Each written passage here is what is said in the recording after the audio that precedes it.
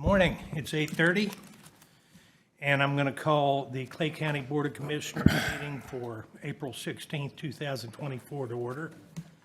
First item on the agenda is approval of the agenda. Move to approve. Second. Have a motion and a second. Any further discussion? All in favor, please say aye. Aye. Aye. Opposed, same sign.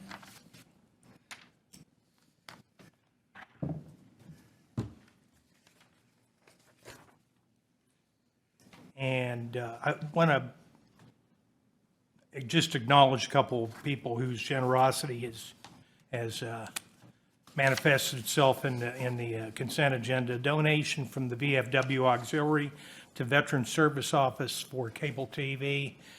We have a space for our veterans, and that's a generous donation to get cable TV in there. And then a donation from Sabin Firefighters Association, support a Clay County Sheriff's Office work crew. That work crew is a real benefit to us and to the workers on it, and appreciate the support from Sabin Firefighters. We appreciate having that program back up and running post-COVID, and their assistance is great. We have citizens to be heard now. Are there any citizens here who wish to speak on an item that's not on the agenda?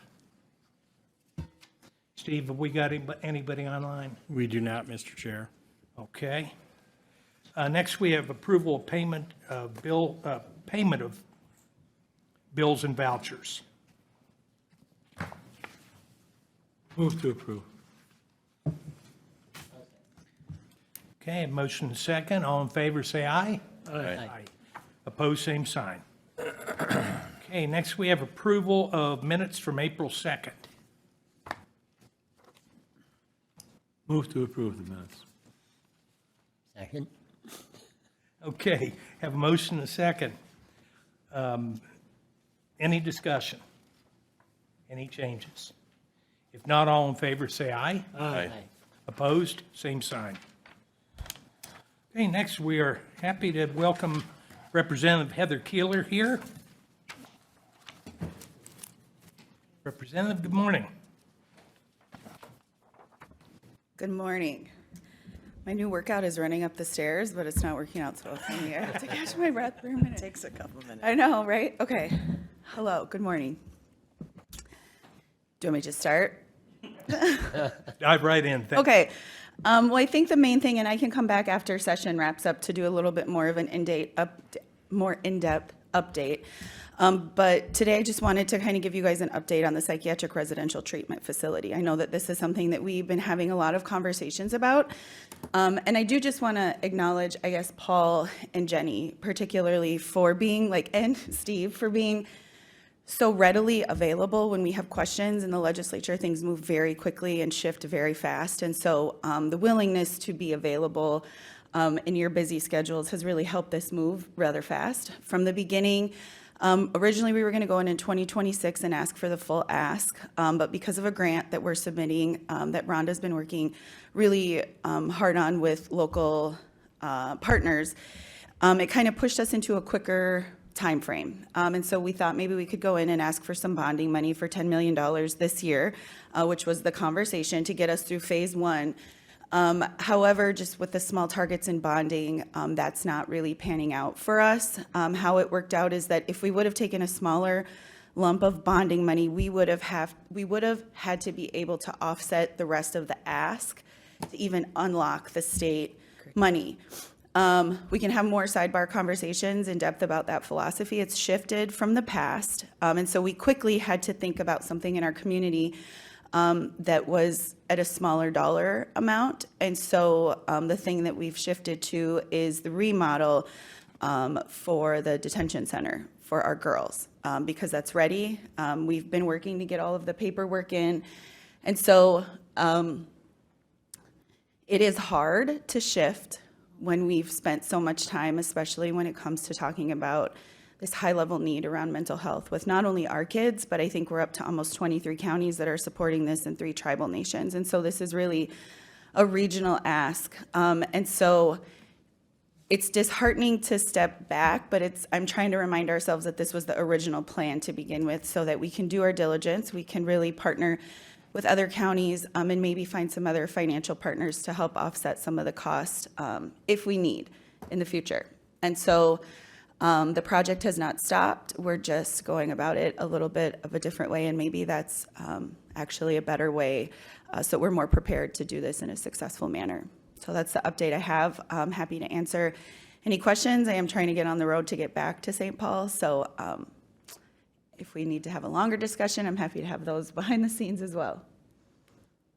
Well, I might jump in really briefly, Mr. Chair. Thank you. Thank you, Representative Keeler, for the synopsis. When she talks about things move very quickly, the presentation today really had changed in the last 4 or 5 days, really, because of the speed at which the legislature moves. So I appreciate the thoughtful, painful realization that we came to in regards to the funding component for this year for the PRTF. But given the conversation that this board had regarding the staggering trends that we're seeing with the girls in the juvenile detention facility, and really wanting to be responsive to those vital, sad needs as well, thought this was probably the best avenue, and appreciate Representative Keeler's flexibility in regards to making this issue for our community really a priority.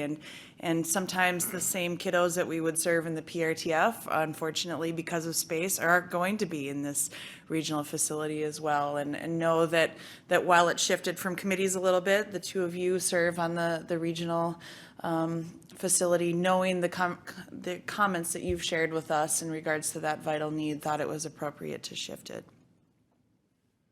Again, yeah, thank you, Heather, for, and I get the dilemma with the PTRF and the timing. I think it probably is better in the long run to attack the whole project, having even more details than what we currently have. When it comes to the juvenile facility, just one thing to make sure of here is that, you know, this is a regional juvenile center for the secure unit of the facility.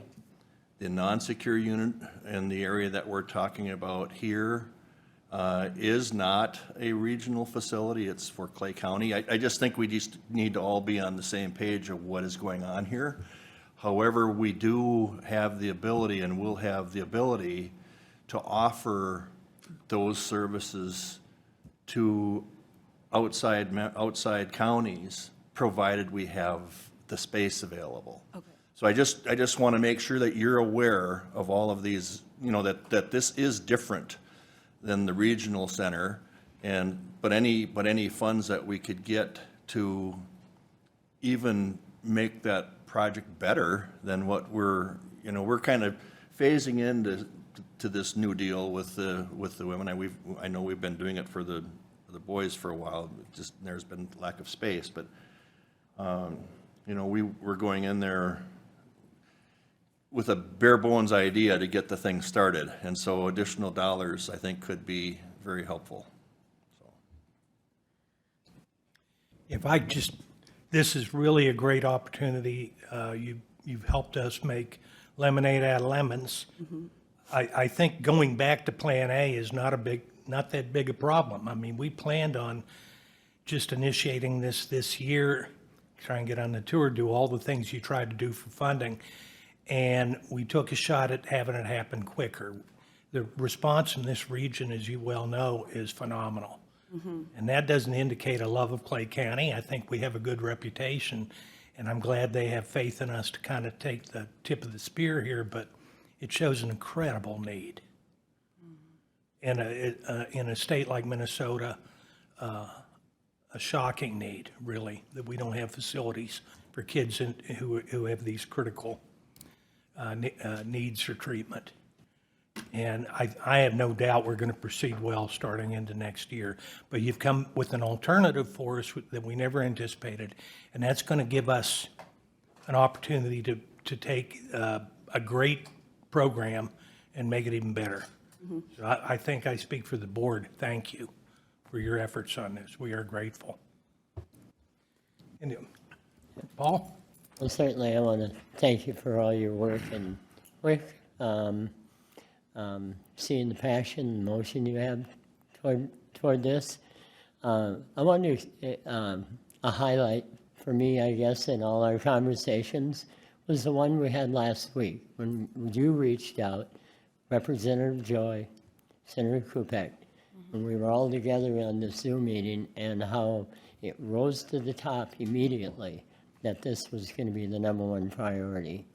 And I think with that momentum, going back, keeping that dialogue, we know, we will be stronger with it and stay unified, which I think is extremely important.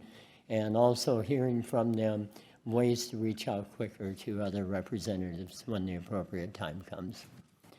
Can you express, just relate, possibly just as a little head start for us, what it might look like as this next section goes if we have a dialogue with DHS?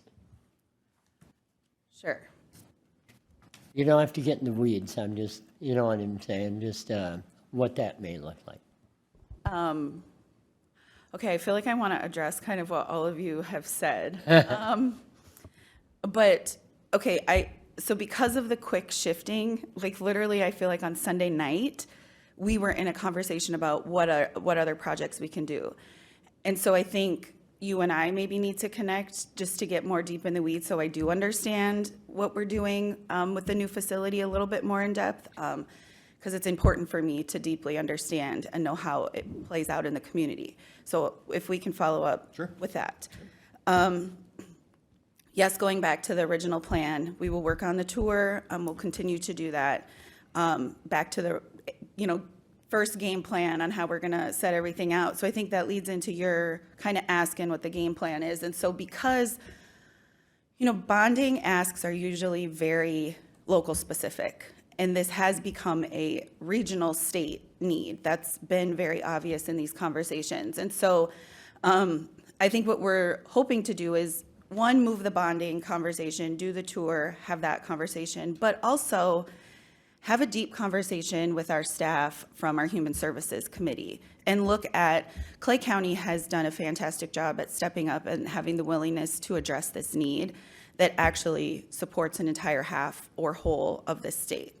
And so we're looking at maybe doing a pilot project, look at direct funding, looking at something that if we're going to host this, how can we have some state money to help us get this off the ground so that it is successful? And then also really wrapping in partnership with MSUM and M-State on how do we build the long-term workforce to have this sustainable in our community as well. And that would be a higher education conversation. And so I think slowing down a little bit and having those conversations and having real intent going in 2025 to ask the Human Services Committee for some money to help us as we're providing a state need, while we're then asking for bonding money for the brick and mortar in 2026 is the plan. Great. Thank you, Ed. Okay. Any other comments? Mr. Chair, if I can just jump to another subject real quickly, if you have time. Commissioner Gross and I are also serving on the committee to establish the West Central Regional Water Supply Area and that's for Polk, Norman, and Clay counties. And it's to bring good drinking water to all rural areas of the counties. And currently, you probably may not have heard a lot about this, but certainly Senator Kupek has been supportive of it, and he actually is a co-author on a Senate file. Right now, there is a bonding request, an appropriation request for that project, and to the tune of $9,250,000. And if I could give you, so it's a Senate file number 5002. And then there's a corresponding House file 5023. And I guess I'm just, I'm encouraging you to maybe to research that and see. I think it's, you get a lot of areas of rural Clay County, there's an awful lot of arsenic in that drinking water. And, to come up with a safe solution, this is something that's going to take many years to build out. This is the very beginning. I know that, and I don't want to go too long here, but I know that Senator Klobuchar just did get $1.75 million for Felton. And it's a combination of Felton and Georgetown. And then another $1.75 million for Norman County.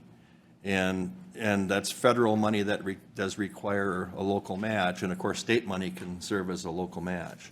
And this is just, again, this is just the very beginning of this. This is something that it might take 20 years to complete, but it's a process. North Dakota is much further along than Minnesota is on this rural water system. Anytime North Dakota is better than us in things, especially around protecting our water, we should do better. So yes, I think we took notes of, Okay, yeah. I'm good, but I'm not that good, right? I can't remember all the numbers, but is Kupek, you said he's the author in the Senate, or he's a co-author? He's a co-author on the Okay. Senate file. I can talk to him about it. I don't sit on the Environment Natural Resources Committee anymore, so I'm a little bit away from that. But yes, I can sign on for that. Is that going through the DNR, or is that a direct? This one is it's through I'm at Public Facilities Authority. Let's see though. Is it a direct appropriation to you guys? We can follow up on it. It's a direct appropriation. I think. Can you, I don't, I can look into it. If you can email me the information. that'd be- I know that this group is in constant communication with the Minnesota DNR because Minnesota DNR does control a lot of the water rights. Right. Through the state. So we have had them involved within our process, and to this point, they certainly support what's going on. Yeah, I'm happy to follow up on it. Okay. Yep. And that's all, that's kind of all I'm asking. I know I kind of figured that might be somewhat new to you with all the other things that you work on, so. Mm-hmm. But this is one that's very important to Clay County, Norman County, and Polk County. All the counties around us. Good water is a good thing. And if you have any follow-up, both Commissioner Gross and I serve on that group, and that is right now, it's in Clay County, it's in Clay County's district court, establishing that district. Oh, okay. So we already have the authority the agency is established to get the money from the state, but now it's going into a broader expansion of how how the governance would work. That's what's going on with the courts right now. So. Jenny? Thank you, Mr. Chair. A couple things. One, I do want to say staff has really lifted this in regards to the fast nature of this. When Representative Keeler gets a message from the chair needing it, and I'll forward it to staff, and the legwork that staff has had to do to get all of the documents complete, I just can't thank you enough. Because, yeah, you know the specifics, and thank you. One, in regards to the juvenile component, the request is $1,093,000. And I think there needs to be understanding that we're moving towards jackety, and I think this board should, because it shifted so quickly, have an official stance on what that ask from the legislature would be. Understanding we could have a resolution action specifically later, but I think as you run down to St. Paul now, it's important to have this full board support of that.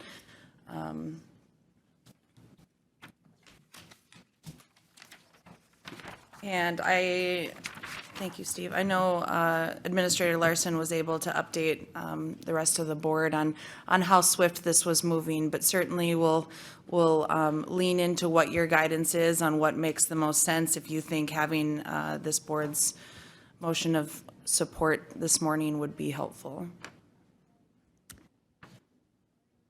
I do think having your support and having this conversation, I don't know how quick you can do resolutions. I know that, like, honestly, you guys, we did this in 2 days. And so having your support in a way that you can do that, I think is very beneficial. I'm not sure how you can do that today or what we would need to follow I up. think it would take us about 2 minutes. Okay. I would entertain a motion. Mr. Chair, I will offer a motion of support to the bill referenced for the youth transitional housing facility in Clay County in the appropriation amount of $1,093,000. Do we have a second? Second. Motion a second, further discussion. We'll just add the resolution number as I don't have a number in front of me. We accept that in as on your second, Commissioner Campbell? Yes. Okay. Any other discussion? And you'll email, then somebody can email that to me. Okay. All in favor of the motion? Say aye. All right. Aye. Opposed, same sign? So, yeah, we can work pretty quick when we. I like that. That's, Well, I think This is something we do better than St. no, I was doing my best to keep my comments to myself. But I think too that this is not a need that came up in 2 days. This is No. a need that this board has talked Right. about. The reason we were able to shift to the quickness that we did was because this board has had elongated conversations about what a need this is. And Yep, it was so it's ready to just making sure that it's shifted in the right venue. And if we're able to snag some dollars from St. Paul, super excited about that. I will say, to your point, the PRTF is really becoming a state need. And I said this in the meeting last week. At what point do we then say to the state, boy, you've got one county out of 87 that's about ready to take a quarter to a third of the need of all the counties in the state. Should we be having a broader conversation? And I think that's what your discussions in St. Paul will revolve around. So thank you for that.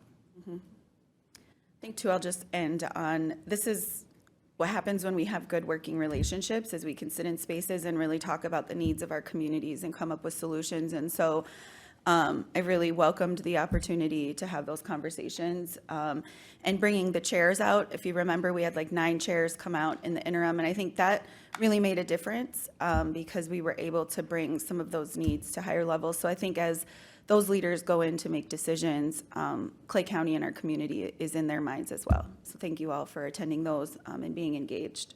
I really appreciate it. Well, thank you for coming in this morning and all your efforts leading up to this and the other things we've got going. So look forward to working with you. Thanks all. Have a good day. Thanks. Safe travels.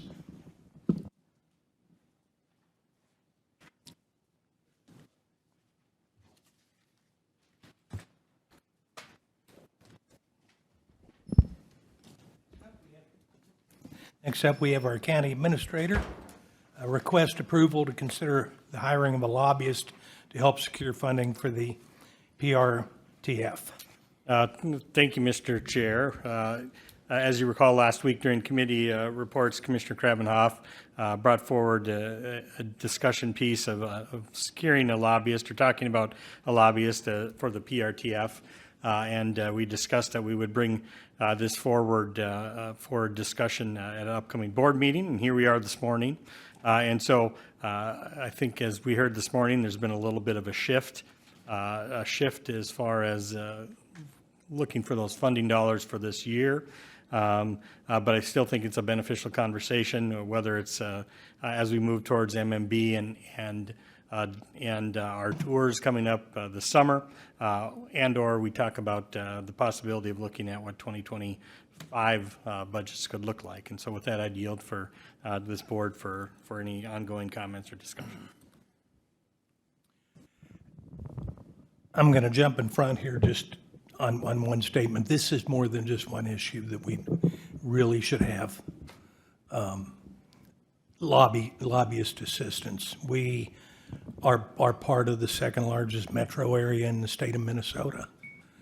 And we have got, really need to have a presence felt at the legislative level. And I think that within reason, finding services of a lobbyist who can be there. We often point out it's a long trip to St. Paul, and there are times where expense-wise, it's just prudent to have somebody there that can speak for us instead of per diems and hotels and travel and expecting people to do that on multiple days during a session. This would be of great service to us, and we need to look at it and consider it. But other comments or other questions? Mr. Chair, I'll jump in and then work. Both Commissioner Krabenhoff and I were able to meet with this. I think we met 3 or 4 times and with Representative Keeler last week about what we're seeing. And I will echo your comments. Clay County has elevated their voice at the Capitol in the last 18 months, more than in the entire amount of time that I've served on this board. We are advocating for multiple bills, multiple needs, and so it is a larger conversation in regards to when Administrator Larson brings his budget forward. I think we should come up with some sort of number that we have in a budget that we can utilize as needed. We don't have to utilize it every year, but I think making sure that we at least have a process for doing that is important. In regards to this year, there still is an immense amount of groundwork that needs to happen in order for us to prepare for the bonding tour for the PRTF. And in understanding that's outside of a budget cycle, I know how we get with that, but when we're talking bringing $20 million to Clay County, there's a modest but appropriate level that we should think about giving Administrator Larson the go-ahead to do. And we've all been to St. Paul. You know, I was able to spend the first 5 weeks, 2 days, the first 5 weeks of the session a week down there, and that costs the county money, understandably so. And the speed at which things change down there, to have someone there, as we've seen with the representation that we've had with the Association of Minnesota Counties, how often do we get calls from someone down there who's able to be in the meetings, who sees what's going on, and to communicate with us? I had a conversation with Nathan Zacharias from AMC yesterday. Something happened quickly in broadband, and I appreciate that we've got some broadband conversations coming up later, but wanted to know if Clay County's letter of support for broadband components in regards to prevailing, or not support, but letter of concern for prevailing wages down there could be utilized there. And that's not a conversation that Clay County would be injected into with someone with the pulse of the speed down there. And, you know, I appreciate how this board has been modest in their approach to funding certain components, but I really do think this is something, when you talk my old 4-H days of cost per wear, this is something that Clay County could really leverage some substantial funds if we do unlock some funding to go through this process. Commissioner Kravinoff. Thank you, Mr. Chair.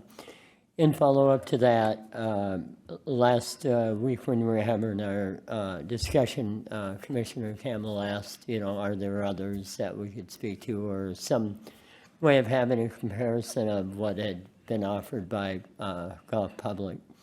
I was just starting to make those calls when we hit the same day that things were changing, and so we didn't make calls. So I guess what I'm maybe proposing today is that we are able to work with our administrator in maybe finding potential lobbyists, so we can continue this discussion with good background of what others might do, what those costs might be. And then also, I agree with Commissioner Mojo very much. I would hope, and I'll just throw a number out, I would hope maybe we could figure out how maybe we could set aside $25,000 as maybe just something to throw in the queue for us, so that it's there, it's accessible. Because I do think, without a lobbyist, this is my experience with those years I was with Soil and Water.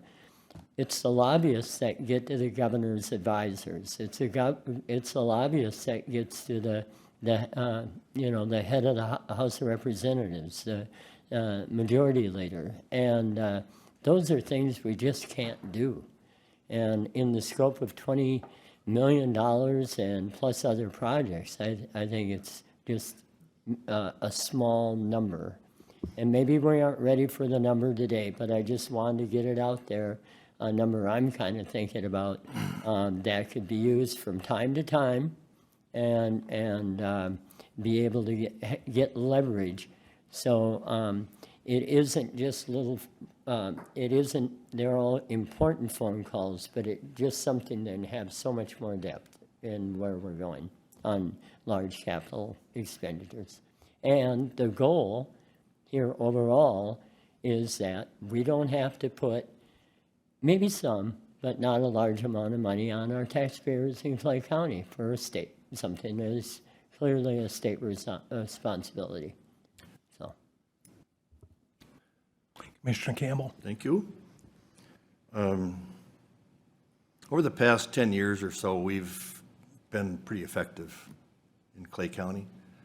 I think we've had over $100 million in buildings, new buildings being built.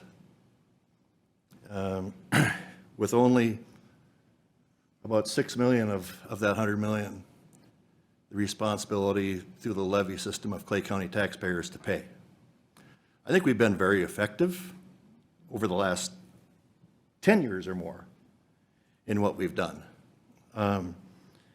I believe the best lobbyists that we have are the people that Clay County appoint to the state legislature through the election process. And they have been very effective for us. I know when we start getting into, your bigger metropolitan areas, and I think a lot of why lobbyists are done are just the extreme amount of work that gets involved. And I'm certainly not opposed to lobbyists. I know, I think where we've done the most with a lobbyist was actually in our highway system, when we had lobbyists in DC working on federal dollars. For example, I think it was 52 we got done with some federal dollars that were appropriated for that project. And I don't mind the fact that if we want to consider to include a line item of lobbyists for, for in the future moving forward. In terms of getting on the tour of projects going on, I would think that our Senator Kupex and our Representative Keelers are going to be much more influential on what would happen in terms of a bonding tour than a lobbyist would be. And again, if they can't do it, I don't know who could. So now that the PTRF is kind of taking a step back while we further do this, having the discussion through the budget process to hire a lobbyist is okay to have. I'm very concerned about everything else that's going to hit us this year that's going to come into play for 2025 for our taxpayers to pay, because there's a lot coming. And, I certainly would have no problem supporting, at this point in time, putting a dollar amount, and I think that still needs to be a topic of discussion, how much it should be, that should go in there. But I don't have any problem with that going forward. But I think in terms of this PTRF, I think we really need to lean on our local PRTF, excuse me. We need to really lean on our local legislatures to carry that ball for us in terms of getting that process. We started behind on that project for 2024. We started behind. But for 2025, there's no reason we should be behind. And and again, I don't know if you're looking for something today that's specifically hires for that. I'm not going to support it today, but I'm going to because I think we have time to further develop that. That's my opinion. We got the AMC working for us. We got the Minnesota Rural Caucuses working for us. They got to be, they're working on broadband, and every time you go down to a meeting, they talk about broadband, Now we need a lobbyist yet to tell them that they're already doing it. So again, every time we bring something up that someone wants to hire in some department, we say, well, what about the budget? You didn't bring this up at budget time. And we didn't do that either with this here, all of a sudden, I hope we got money available if we're gonna go ahead with this.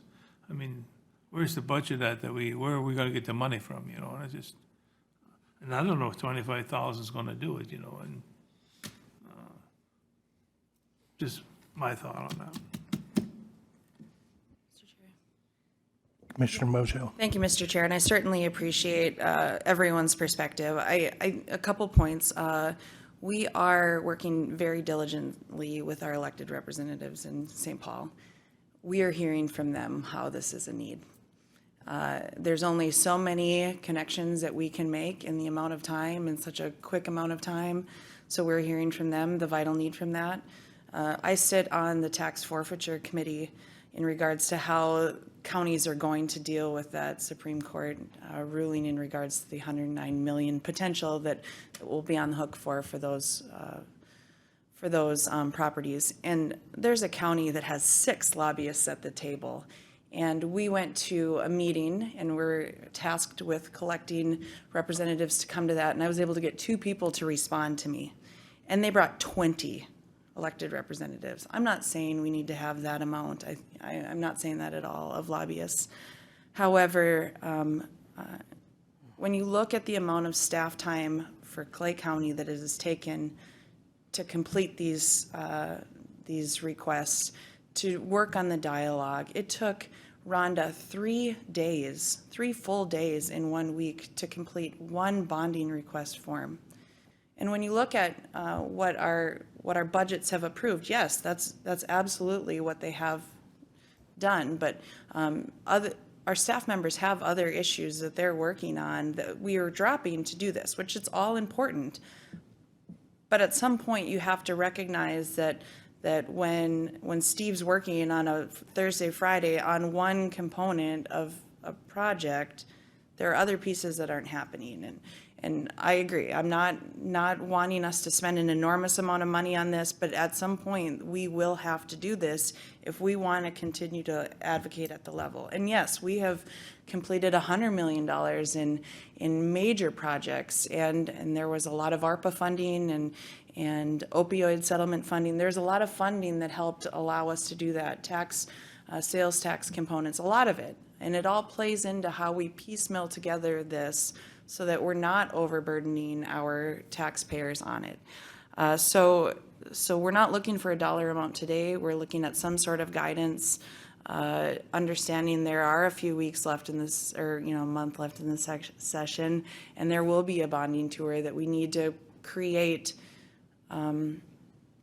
proper conversation flow and documents for that. And so if we allow our administrator to look through that and see what the addition, maybe it's not a lobbyist, maybe it's, some sort of graphics person or social media, I don't know the terms, to get all of that together for that, that's what's important. I just want to make an observation here. 28 years I've worked in an agency that was in the state capitol. Not our state capitol here, but another one. And we had lobbyists. It was a 15-minute drive from my desk to the floor at the state capitol, and we had lobbyists. We had people that were there to watch the legislation as it's going through, to pick up problems, to identify opportunities, and keep us informed. We're a 3-hour drive from the state capitol here. And we have a great staff, and we have a staff that's done phenomenal work. There's been a lot of low-hanging fruit with ARPA and with funding that's coming from the federal government over the last few years. Those days are sunsetting quickly. And we need to have boots on the ground in the state capitol to speak our cause and not have to, and there's none of us here, I think, that feeling true to the pond when we have to go up to the Capitol. But quite frankly, Commissioner Mojo for the last couple of months has been burning the candle at both ends to make some of this stuff work. And if she thinks we need a lobbyist, I think she's speaking from a position to where she's certainly, her voice should be prominent in this discussion. I don't want us to burn through taxpayers' dollars more than anybody else, but this is something that's going to have a return on investment. It's simply a practical decision to get more money in here than we're spending. And so I see it as an investment to continue doing the remarkable stuff our staff has empowered us to do up to this point. But it's time to give a little bit of support and have boots on the ground in there. And we are a metro, and we need to think that way. And that means you've got to have people that are there to represent our citizens on a large number of issues and to support our local legislators and to interact with them to only facilitate more communication. So those are my thoughts on this. And Commissioner Gross? Yeah, I just had some further comments on that too. I guess when I look at, we're asking for $20 million on one project. We're asking for another $1 million on another project. I think there's $10 million on another project. Probably, when we say, well, should we spend $25,000 or $50,000? That's a small amount compared to what we're asking for. So, probably we need someone that's going to got more of a voice just for Clay County. I mentioned before that we've got AMC and MRC. I don't know if there's just saying, hey, we got to work for Clay County here. I think they're working for the whole state and probably we need some more definite. I mean, it looks like I'm talking on both ways here, but it's just, I guess it's a lot of money we're asking for. Probably it is time for us to get into the program, and this is how it's done, how to get it. Further discussion? I would entertain a motion if anybody wants to put one forward. Mr. Chair, I'll offer a motion to direct our administrator to research what the potential for getting us through to September would be for what he's hearing in regards to needs for the projects that we have currently in the legislature, and then bring it back to this board for an official motion on what we would find appropriate. I'll second that motion. Have motion and a second. Any further discussion? And Mr. Chair, if I might, the reason I said get us through to September, we're not exactly sure when the bonding tours will be. Understanding we did all the documentation to get into the queue. And the reason is, my hope is that we'll continue to feverishly make contacts and phone calls, but then that gives our administrator an opportunity to add this as a component to the budget cycle, as all of you had alluded to for next year. Okay, any further discussion? If not, all in favor of the motion, say aye. Aye. Opposed, same sign. Motion passes. Thank you. Thank you.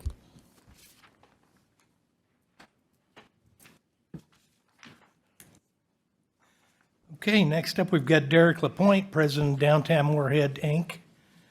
And request approval to sign public hearing timeline waiver for Clay County Commission to provide input for boundaries established proposed establishment of tax increase financing and redevelopment of District 31, TIF district boundaries. Thank you, Mr. Chair. It's a mouthful. It's a mouthful. I'll give you a real quick updates, and then I'll get into kind of what we're acting on here today. So first off, I want to thank Clay County from a couple weeks ago for providing that letter of support for that 5-year TIF extension legislative ask that we're going for. I'm actually heading to St. Paul later tonight, so a timely discussion that you guys had here, but having to have a Senate subcommittee hearing tomorrow morning at 8:30. So thank you to yourselves here as Clay County for getting that letter of support. We also did receive one from the Moorhead Public School District.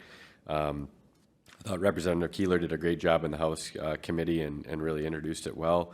And I'll join Senator Kupek tomorrow morning for the Senate committee. Second phase of demolition has started at the mall. So the area of the former Thai Orchid site, as well as kind of pushing towards the former Nails Pro site. If you haven't driven down Center Avenue, I would encourage you to. It looks completely different. that site is being prepared for the library community project that will start here in just the next couple months.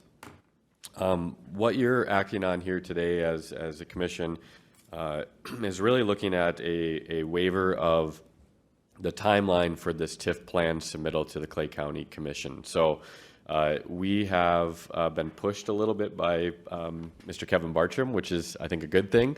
We've had obviously an abnormal winter and a good spring from a weather perspective. Our timeline was hoping that we would have things established by the beginning of June. In checking with Mr. Bartram here just a couple weeks ago, he expressed some interest of breaking ground May 1. And that is on the United Sugar parking lot project that's on the east side of the mall site. So we're excited, but that kicked us into gear really, really quickly. And what we have to do is we have to create this TIF plan. So there's been an email submittal with a much larger document that describes the TIF plan. But as a step in the state statute process, there's a 30-day notice requirement by the time of publication for that public notice to the Clay County Commission. It does not apply to the school board. It's only to the Clay County Commission. And since we are beyond that deadline was about April 3rd, we are asking the Clay County Commission to waive that 30-day publication period. Still knowing that we have the actual public hearing at City Council on May 13th, so you still have the information was sent out on April 12th, so you have more than 30 days to submit comments to obviously myself or to Michaela Hewitt with Baker Tilly. But again, from the publication deadline of the requirement of the state statute, we are asking the commission to waive that kind of extra kind of 10 days that we missed just based on the fact that Kevin's pushing us a little bit to get that project in the ground. So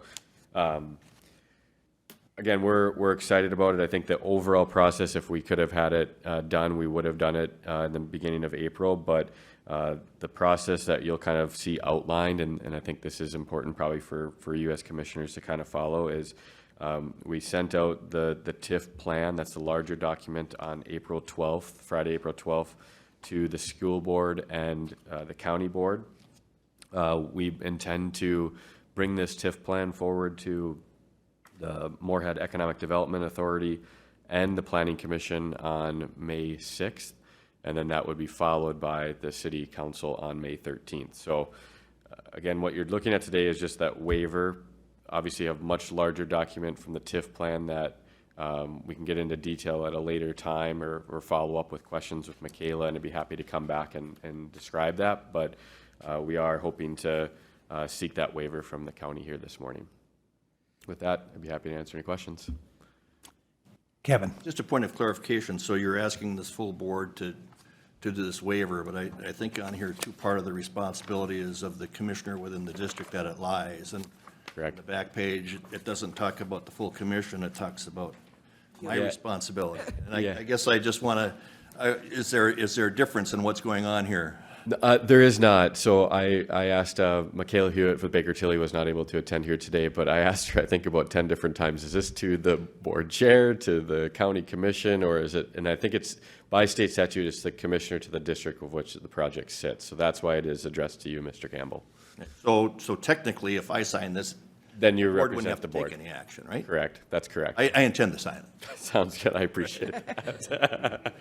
I just didn't know if there was a dual responsibility on the part of the full board versus my responsibility, this being in my district. No, technically, the signing rests with you as the commissioner within the district that the project lies. I will sign it right now. Thank you. Mr. Gross? Oh, excuse me. I got one question. Is that bank, is it the US Bank on the north? That's part of the TIF district. Are they going to do something different to it, or? Yeah, so it's a really great catch, Mr. Commissioner. So the map that's presented here in the project scope encompasses obviously the Moorhead Center Mall site, but it also then does include the US Bank, formerly FM Hotel building.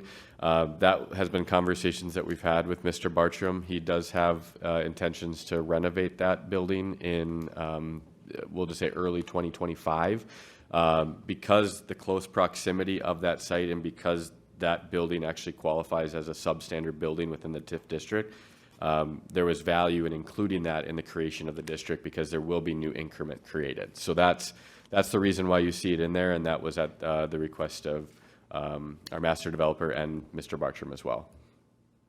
And I should clarify, the reason why this waiver is important and why we set this plan on May 13th is we're locking in the base value of the district. So this map that you have in front of you, it sets and captures what the value of the site is as it currently lies. So now anytime there's new value created, that's the increment that's generated to the district to support the project, support the infrastructure needs, et cetera. So that's the reason why we're moving as quickly as we can to support Mr. Bartram's groundbreaking, but also then lock in that base value. Any other questions? Just one. So the tax delay, if you will, that amount is this gap that you're talking about, or then does it go back to zero, or the full value at the time? Yeah, so we can get into the details of the TIF plan because I know there's a lot of detail in there. So we could try to bring Michaela back in and we can walk through those questions. But yes, generally how TIF works, tax increment financing works, is we lock in the base value, so that doesn't change from a value coming in from a tax standpoint.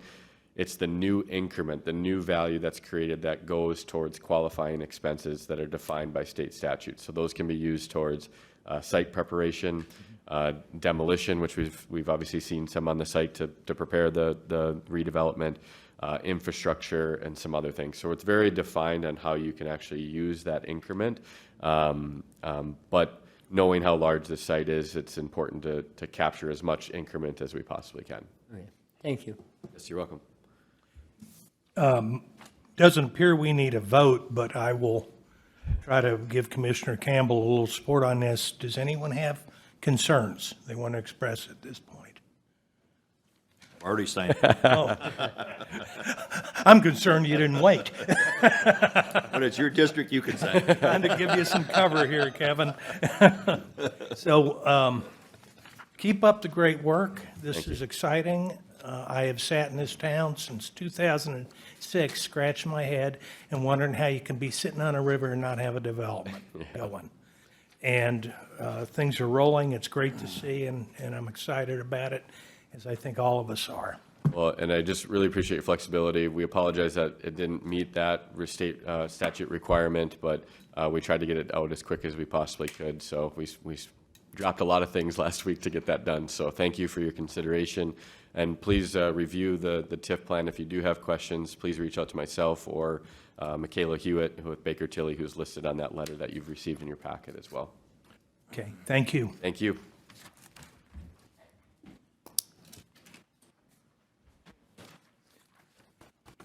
Okay, Steve's back.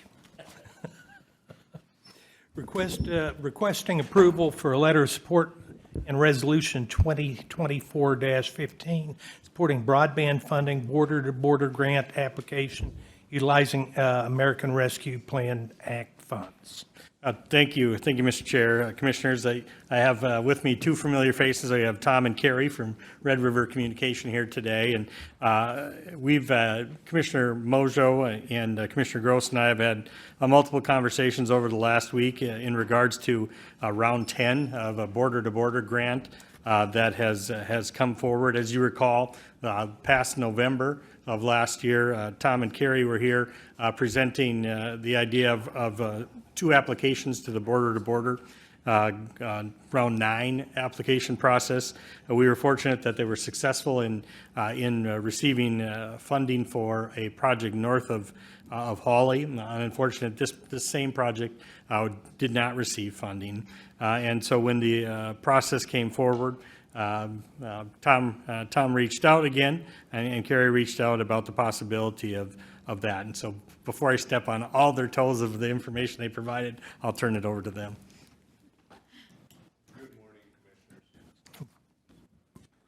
Good morning, Commissioners. First of all, thank you for your time.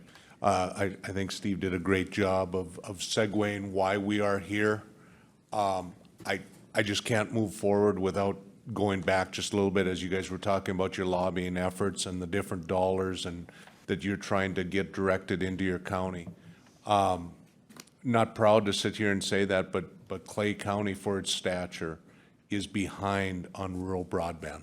They're just, specifically the area we're speaking about today, the rural Comstock, rural Sabin, there is not adequate broadband, and we believe that it is stifling some of your growth that you can have, and whether we talk about precision ag or different things. So, with that being spoke of here, the grant on border to border, which is administered by the Minnesota Deed Office, this is round 10.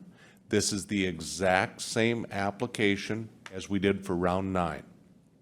So, again, we're staying west of Highway 75 in that rural Sabin, rural Comstock area, about 192 locations, a little over $7 million total project funds. That's a 75-25% match. Had great conversations, as Steve indicated, with Commissioner Gross and Commissioner Mojo about what we've seen and what was awarded in round 9 was some other counties in the state were able to come up with stronger matches for theirs. And we believe it hindered the application a little bit for Clay County.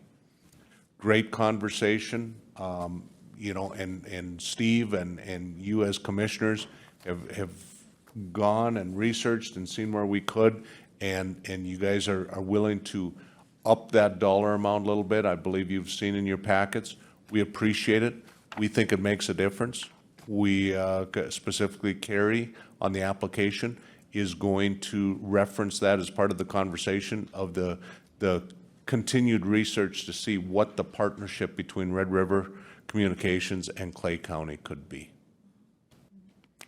Specific asks today are a motion to approve a memorandum of understanding, letters of support with fresh dates and fresh signatures from the county commissioners, and a resolution for... Yep, resolution for the funding source. We've been working with Steve, and Steve, you can clarify this or confirm this, that it looks like there is some funds from the remainder of the ARPA, and at the tune of $25,000 that the county is looking at redirecting towards this application. Steve, is that correct? That's correct. Commissioner Mojo, Commissioner Campbell, and our ARPA committee did meet on this topic and is in support of providing $25,000 towards this grant application. If you recall, the last time that Tom and Carrie were here, this board supported $5,000 for each successful application. And so based on the discussions that we had and looking and reviewing the dollar amounts that were provided by other counties which were successful, or cities or townships, we would request that we utilize up to $25,000 for that successful grant application. I would note I did reach out to the 5 townships where the project would be potentially built out. I only received one response back, and that they had spent all of their ARPA funds already, but we did reach out to the townships to see if there was any interest in providing additional support that way. So we believe adding the additional funds will help shore up our application, give us a little leg up. We did have a great conversation with the Minnesota Deed Office, and they said our application was great. I think they maybe even used the word excellent. They just said that there wasn't enough funds. So they highly encourage us to reapply. So that is why we're taking the same application, tweaking it, adding the additional funding source, and then hoping for a better result with the second go-around. Commissioner Campbell. Is the 6.8 million or 7 million, is that the full build-out cost to? Yes, correct. Yep, and that would be including, the map that Tom has, and you guys have it in your packet. And I do have printed copies if you would prefer. That would include everything from Highway 75 over to where we were before. So Would include all infrastructure. So I think there's a purpose, a reason why they have these grants, and I think these grants are for some of these areas, and this is an perfect example of why that we need to have help in doing this. if you do the math on the 192 people that, or homes that might need this, that's $36,500 to bring that to them, Yep. each one of them. That would never be possible without the assistance of what has been appropriated through the federal and state legislatures so that every home within the state of Minnesota can have broadband service. And so without this and without our ability to support that, we're going to have some people who just are not going to, you think back to the time period when Commissioner Moser was a good example of it, and her kids were at home and trying to do her E-learning educational days. stuff through the lack of broadband service when everything had to be done from home. And that, of course, hopefully that never happens again. But at the same point in time, there still is a significant need for those, and this is a perfect example of the incredible cost that infrastructure can be in rural Minnesota for some things that are in today's day are a necessity. And so I fully, and again, for the board, as Steve mentioned, our committee did meet and we did support taking the $25,000 from ARPA for this purpose and supporting the grant application. I just feel compelled to speak up, being the representative from District 5, where everybody I have in my district has plenty of access to broadband. And I may represent those folks, but I serve the entire county, and we have people that it's equivalent to the 1930s when they said we people have no electricity. And the federal government infused, including in my old neck of the woods, I grew up down south, and they infused areas to where they got electricity out to rural areas where they weren't going to make a profit. It was going to be an expense. And we have to deal with that, but there are funds that are accessible. And this is just like our discussion regarding a lobbyist. You've got to put a little money in to get a lot of money out. And I think this is a well thought out proposal. Anyone else? Come on, Commissioner Moselle, in our private conversations, you're ready to step up. Well, certainly I appreciate the conversation. Obviously, everyone knows where I live, and I am in this affected area. And I really think of this more as an equity lens. I appreciate that you're having conversation with the deed office. When you are this close to one of the major economic hubs of North Dakota, the fastest growing community on this side of the state in Minnesota, it's astounding to me that this is not something that's accessible. We've talked a lot of times about the big flood diversion project, and this would be all is protected, but will continue to be protected area on the Minnesota side, and it really is a good spot for continued development. We talked about precision ag, those components, and there are counties, not on this list, but counties throughout the state who have allocated millions and millions of dollars to bringing these grants to their communities, and appreciate that we have Red River coming to the table to say that this would be a project that they'd like to undertake. They're the only ones that have come to the table to bring these projects to rural Clay County. So I can't speak more about the need. I can take my commissioner hat off and speak from a mom who tried to have 4 kids on online learning. The fact that I'm still here with box dye hair covering all the white hair that caused me is to that. So I can't speak enough about this. As I have talked to members of the school districts that have heard how much this continues to be a problem, and in those e-learning days that will continue to happen are really challenging, and making sure that students are able to connect in for what they need continues to be, it's the same song and dance we continue to hear. So hopeful that bolstering this application a little bit will allow some continued funds to come in. I will go on record and say the fact that West Central Minnesota was really shunned in terms of how much money came to this side of the state and how much money went into certain cherry-picked areas. If we don't secure a lot more funds on this side of the state, we should be outraged. It is unbelievable how much money did not come this way, so I support. Mr. Chair, I move resolution 2024-15. I'll second. Have a motion and a second. Any further discussion on that motion? All in favor, say aye. Aye. Opposed, same sign. Mr. Chair, could we have a second motion on the letter of support? Yeah. Letter of support to Red River Communications in support of the border grant application. I'll make that motion. Okay, have a motion. Do I have a second? I'll second the motion. Motion and a second. Any further discussion? All in favor, say aye. Aye. Opposed, same sign. Motion passes. Thank you, folks, for coming in, and best of luck on your endeavors with this time around. And just so you guys are aware, in case you hear about it, we are putting everything we have against this effort. We are also applying for a USDA Reconnect grant. You believe that is the first grant that we came to you guys about.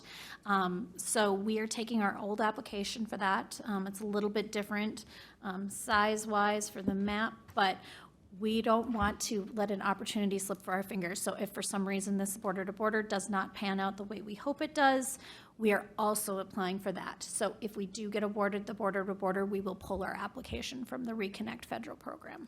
So we're doing everything we can to secure you guys some great broadband. Thank you. Mr. Chairman, thank you for your time. We look forward to partnering with you with the local representations that you send down to St. Paul and making sure that the voice for Clay County is heard for the need for broadband. We appreciate that, very much so. Thank you. Thank you.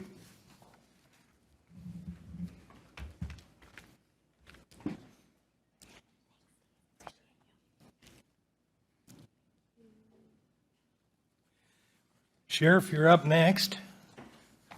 Sheriff Empting with Chief Deputy Chris Martin, here to break my heart again.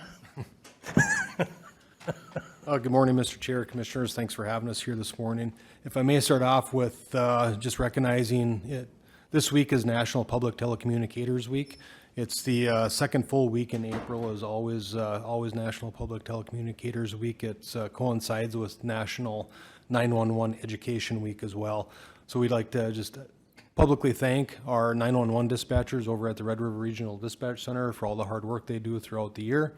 We obviously wouldn't be able to do our job without them, so we thank them for their hard work each and every day. I appreciate you bringing that up. I'm on the Board of Governance for that, and Commissioner Campbell and I are both, and we are really grateful to the tremendous staff we've got there and to the new leader that we've selected over there from within the ranks to be the new director. So I appreciate you bringing that to the public's attention. Thank you. What I am here for today is to replace a deputy who intends to retire on May 31st. Deputy John Burkle has indicated that he's going to retire May 31st. John has been with the Sheriff's Office for 29 years. He has held the position of patrol deputy, a transport deputy, and he currently serves as a narcotics detective within the Sheriff's Office. John is one of those guys that you could give him any task and it would get done, and there would be no complaining about it whatsoever. It would just get done, and it would get done right, and it'd get done in a timely manner. So we're definitely going to miss John. We wish him very well in retirement. We hope he has a very long retirement as well. But we would like to replace him with a new full-time deputy. Anticipation would be to start advertising right away. We do still currently have one opening within the Sheriff's Office, and hiring is still difficult. Therefore, we don't feel we would have a person in place prior to May 31st anyway. So if we could start advertising for that position immediately, that would be great as well. Any questions for the sheriff? I'll entertain a motion. I'll make a motion to allow the hiring. You need is there backfill involved in this, or? Not with this position. It would be, since he's retiring, the new hire would be that backfill. New person, very good. I'll second. I have a motion and a second. Any further discussion? I would hope you will express, and I'm sure we'll get a chance to later, but both the boards and my personal congratulations to Detective Burkle. He's been a hard worker and a good deputy, a good representative for Clay County, and I hope he has a great retirement. It's a lot more fun on this end of it, guys. Okay, all in favor of the motion, say aye. Aye. Opposed, same sign. Thank you. Thank you.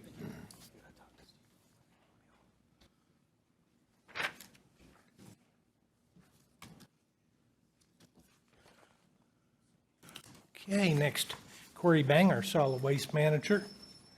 Morning. Request Thank you for approval having me. for a letter of support for the Prairie Lakes Municipal Solid Waste Grant application.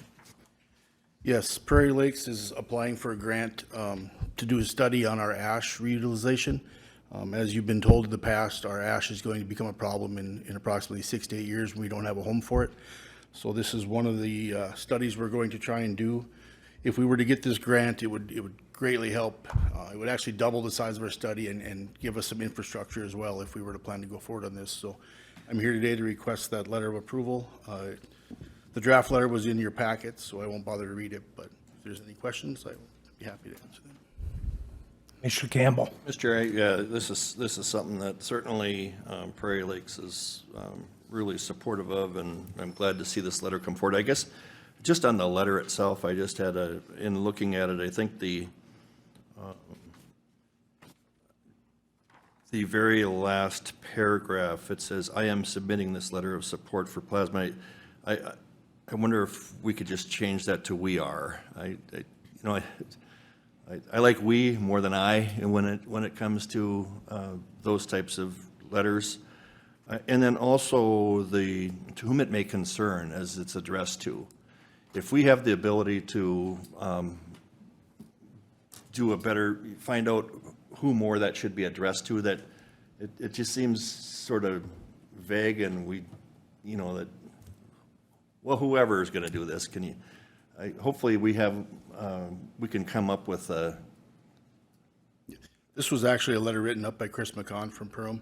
Well, okay, well, I'll talk to Chris. Well, I can talk to him. We'll get it adjusted accordingly. So But that I just think it's more personable or if you're addressing it to somebody rather than to whom it may concern. I'll reach out to Chris and we'll get that adjustments made. And Yeah, otherwise, I would move support of the letter. Second the motion? Any further discussion? Okay, I have a motion and a second. All in favor of the motion, say aye. Aye. Opposed, same sign. thank you. Thank you. We'll get the adjustments made and get it signed and off. Yes, I'll get those made today and I'll get you a copy of the letter. Thank you. Okay.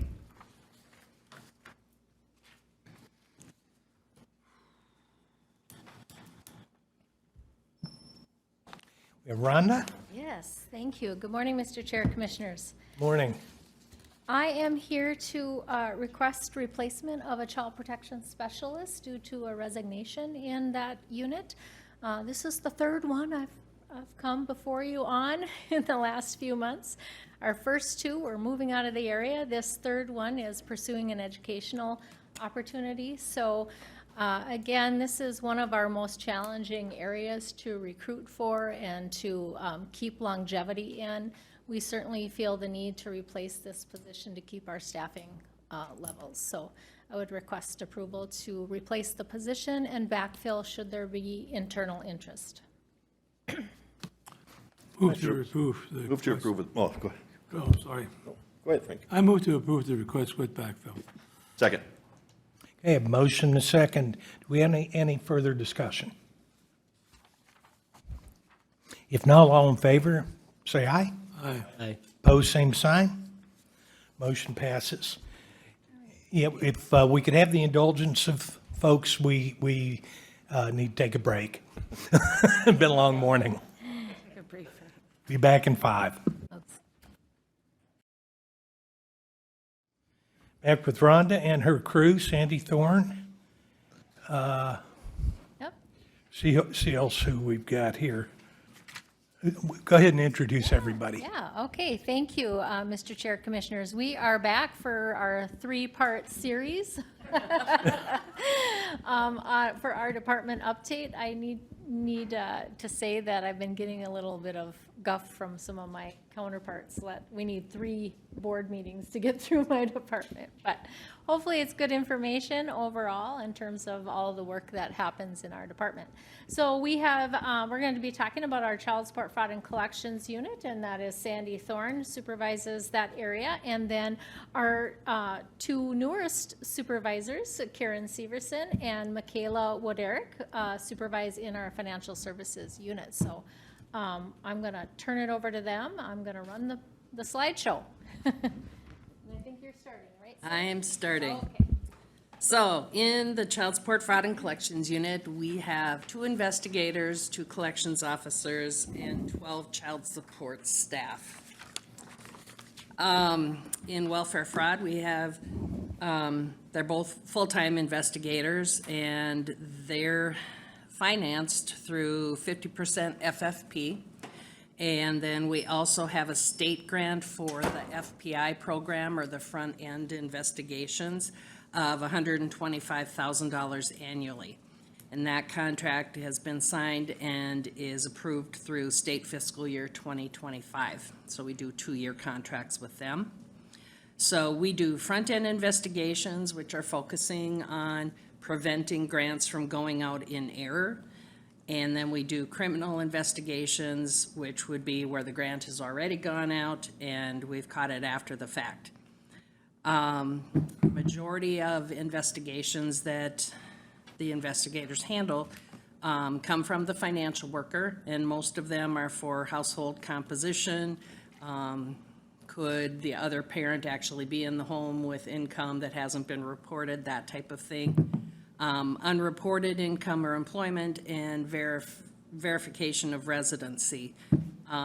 Clay County's in this really unique position of being across the border from the largest city in North Dakota, and we have a lot of people moving back and forth, and so we spend a lot of time trying to figure out if they're really in Fargo or West Fargo or something like that. We had the program waivers due to COVID that really kind of stalled the whole program for about 2-3 years. But those waivers have now finally ended, and our referral numbers are improving. And so I'm hoping that this next year we will be back on track, closer to what we were prior to COVID. Next slide would be statistics. So I have the last few years of the program. So in the front-end investigations, last year we had 327 referrals compared to 2019 at 527. So our goal is, you can see we're rebuilding from our low in 2021, and hopefully next year that will improve quite drastically again. They look at direct savings, so what they'll look at is somebody's applied for services, they're eligible for X amount of dollars, and they actually don't qualify. We get savings times 3 months because they figure it takes about that long to catch up if somebody's already getting a grant, to figure out that something isn't quite right there. So you have the direct savings in 2023 was $190,000, but the cost avoidance, then it's triple that at $571,000. And then you also can get some overpayment if they did receive a grant before we caught that action. Our average number of days is 3 to complete an investigation, so it's a very quick turnaround in that area. In criminal cases, last year we didn't have any referrals. County Attorney's Office had a lot of turnover, and with all of the waivers and everything else, we really couldn't do too much there. But I know that we're already referring cases over this year. I have a question on that, if I may. Sure. Quick. So, being those numbers are so high before, and now they're much lower, is that just because of the less assessments, or is it did people, I mean, what happened to create such a big change? Are you talking in general or Well, FBI or just even criminal? the referrals, you know, I'm just saying, looking Oh, in at the criminal numbers area? and then the dollar amounts. Yeah. The criminal area, really, the big dollar amounts come into play with medical fraud and with all of the waivers. We couldn't do anything with those. Okay. Okay. So everything was just kind of at a standstill during the pandemic. Okay, I see. Thank you. Yep.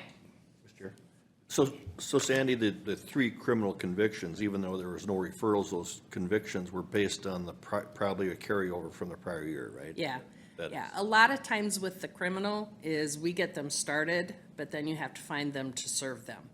And that can be a big delay. Be a carryover from one year to the other. Yeah, Thank you. yep.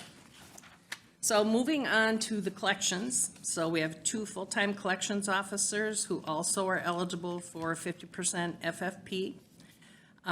They collect debt owed to the county or could be to the state for public assistance overpayments, and we receive incentives for those amounts. For foster care placements, they do probate for medical assistance recovery, county burials. Then for other departments, we do some detox, highway department, or environmental health collections. I didn't get this into the slide, but in 2023, they collected a total of $1,254,772 for all of the programs that they work to collect debt on. Excuse me, do you collect for county burials? Is there any? We How do we can, collect from that, or I'm sorry? how do we collect from that? I mean, we must be paying for it because there's no, Well, sometimes you find out after the fact that there was something there. okay. So then we're going back. We've had some issues with GoFundMes and that type of thing. Very good, thank you. Okay. So duties that the collections officers handle would be acting as a representative payee for kids in placement who receive Social Security benefits. They enforce the probate cases where we have a preferred claim, and then they could act as the personal representative if there's nobody representing their estate. We skip trace, trying to locate people. We do revenue recapture on overdue debts, which is the state tax offset. And they also help with a couple functions in the child support area, just to help the child support area because there's just too much to do there. In child support, we have 6 full-time child support officers and 6 support enforcement aides. We work to locate people, establish parentage, establish court orders for basic support, medical support, and child care support. We enforce those orders. We review and modify those orders. We look at interstate, and we have a lot of that with Fargo. And then we collect and process payments.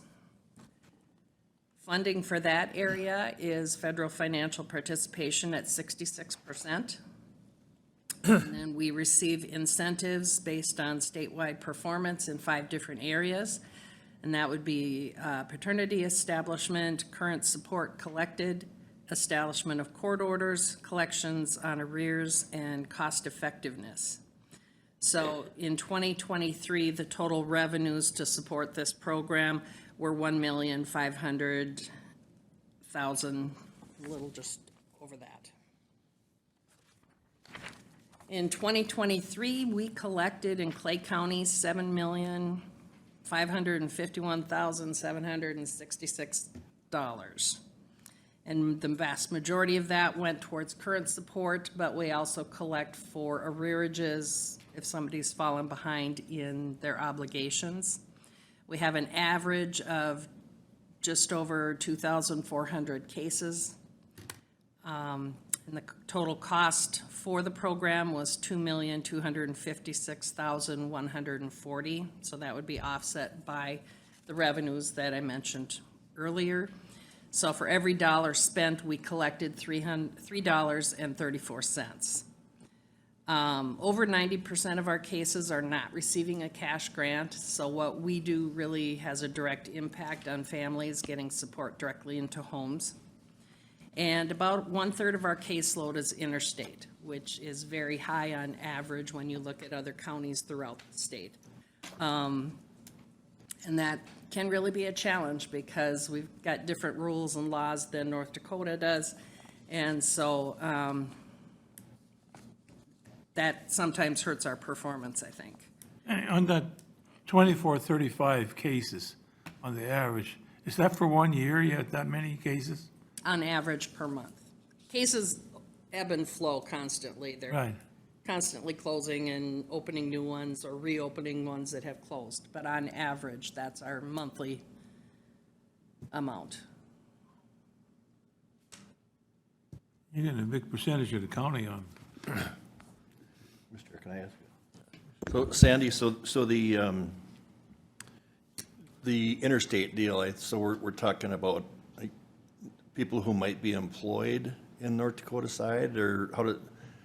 Both. They could So- be, yeah, a lot of our people work in North Dakota. If we know where they're working, we can send income withholding to the North Dakota employer. So that's reciprocal, right? That between North Dakota and Minnesota, is that? Yes. North Dakota, generally, if they're living in Minnesota, they would send it here because they want that direct enforcement. But then a lot of times, we're sending income withholding to a North Dakota employer to collect it and send it back to North Dakota. But yeah, it's just different ways of looking at how you want a case to be worked. So we also need to meet federal performance measures. Paternity is always weird because it can be over 100% because of how they collect it. We're at 87% for establishing orders, 72% for current collections, 63% for arrears, and a lot of that is lower right now because of the pandemic again and just that recovery. And then our cost effectiveness is a part of that. Just some general changes in the unit. Most of our court hearings now are virtual. My staff have really embraced the opportunity for the hybrid work and sharing office space. We've added 3 eligibility workers to our wing to create a little more space in Suite 102. And we had 2 staff retire and lost over 50 years of experience and expertise in 2023. So hopefully we'll be a little more stable this year. Any other questions? Commissioner Campbell? If I can, I want to go back to the area regarding the collections, and I want to talk about MA for a minute. Okay. So on MA, typically somebody who is on MA is probably doesn't have a lot of other options available for medical assistance. And so do we then act as the agent for the state? And I guess I'm talking about somebody who's been on MA who passes away, who has assets. Mm-hmm. Then what happens is that the state will want reimbursement. Is that correct? Am I correct on that? If there's assets, yes. There's assets. And again, I want to talk about this just from maybe an educational standpoint from people who may want to protect their family assets.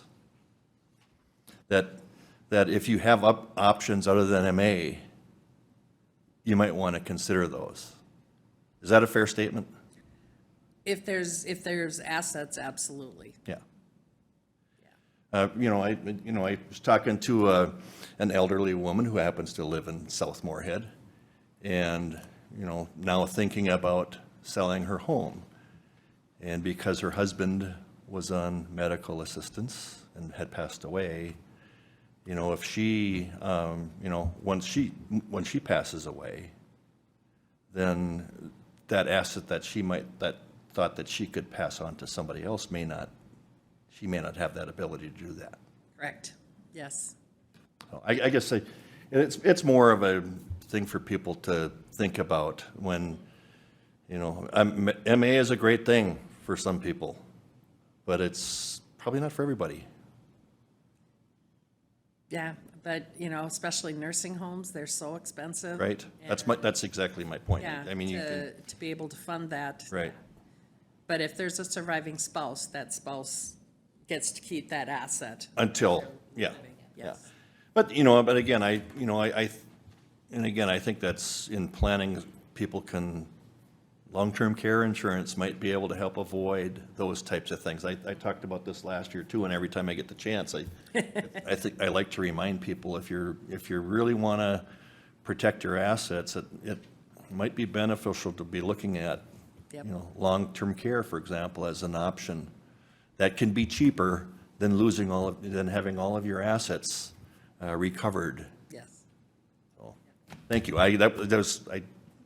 Wasn't a lot of questions there, but I like to sometimes be able to take the opportunity for others who may not be aware of the consequences that can happen from MA. Yeah.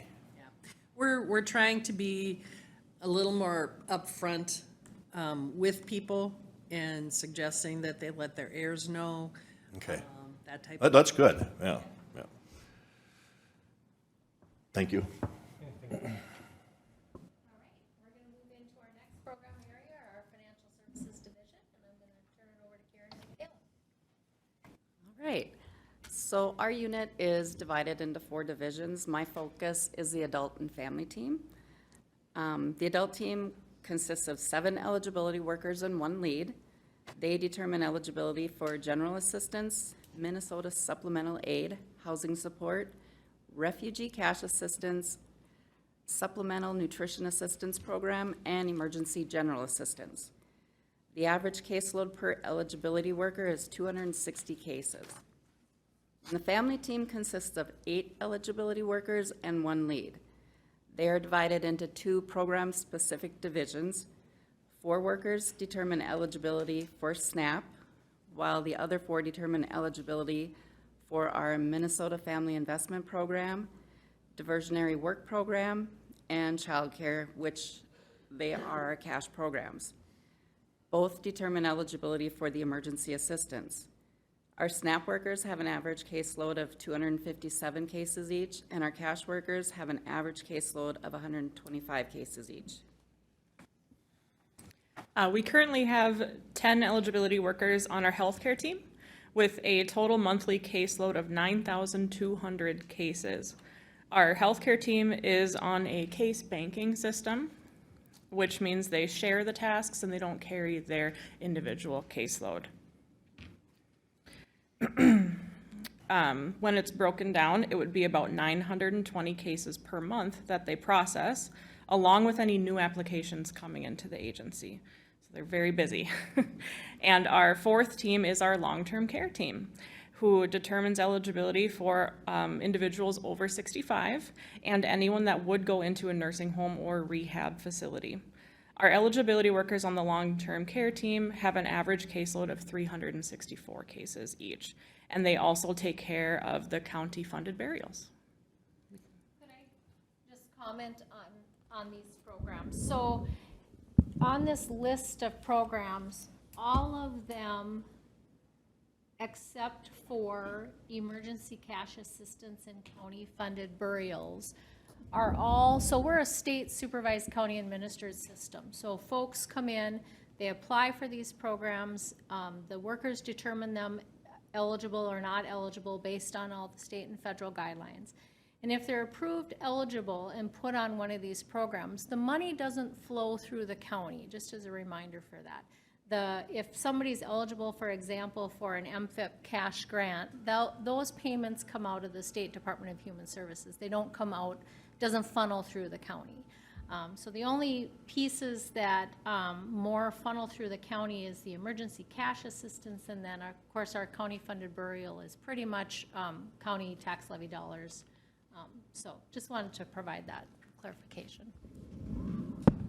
Okay. All right, so our Minnesota Family Investment Program helps families with children meet their basic needs while helping parents move to financial stability through work. Parents are expected to work and are supported by working with cash and food assistance. Most families have a lifetime limit of 60 months.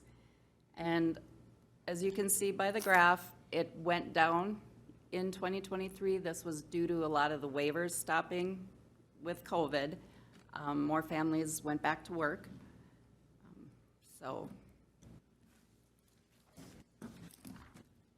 And then our next program is the Diversionary Work Program. That is a 4-month program that it's set up to help the families find jobs. It's very job focused. This program will be eliminated in 2025. Instead of this program, they will go right to the MFIP program. And our next program, General Assistance. This helps people without children pay for their basic needs. It provides money to people who can't work enough to support themselves and whose income and resources are very low. People who get GA are also eligible for help with medical and food costs through medical assistance and the Supplemental Nutrition Assistance Program. The monthly income limits after subtracting allowed expenses are $203 a month for one person, $250 for a couple under 18 not living with your family, for a child, $260 for a couple, and the asset limit is $10,000 per person for this program. And if you apply for general assistance, you are also required to apply for workman's comp if it's applicable, Social Security retirement, survivors and disability insurance, or SSI, unless it's deemed to be short-term. And MSA is our Minnesota Supplemental Assistance Program, which is an income supplement for people who receive federal SSI benefits or who get SSI if their income was not above the SSI limit. The monthly benefit may also cover special needs payments for people who qualify. Special needs payments may be provided for medically prescribed diets, guardian or conservator fees, some home repairs or replacement of household furniture and appliances, and some high housing costs. MSA housing assistance also may be available for qualifying MSA recipients, adding $392 more to the MSA benefit to help pay for high housing costs. People who receive MSA also may qualify for federal disability benefits and are encouraged to apply. To qualify for MSA, you must be getting SSI or eligible to get it except that your income is too high. You must also meet the asset limit of $2,000 for an SSI recipient and $10,000 for a non-SSI recipient. Why do we have so many different programs you can qualify for? Why would we just go into one program and? That would be nice. It's different categories of a disabled person, somebody without children, like our MFIP and DWP, those are family programs. They have children in the home. Where our general assistance, they're adults with no children in the home. You say someone can qualify for more than one program. Is that right? Sometimes. Sometimes. Yep. I was just wondering if we put them all under one program. Yes. Yep. Particularly in combination of, say, a cash grant, so a family cash grant, but that family may also be eligible for what we call food support or SNAP or healthcare. So they may be in all three of those programs based on eligibility. On this food support, can't they just drive up and pick up groceries from these different places? Do they need a okay from you people to go get food from these places that are handing them out? For the food pantries? Yeah. We do provide referrals to the emergency food pantries as well. Sometimes folks come to our agency in that emergency. We will help make that referral. But the SNAP program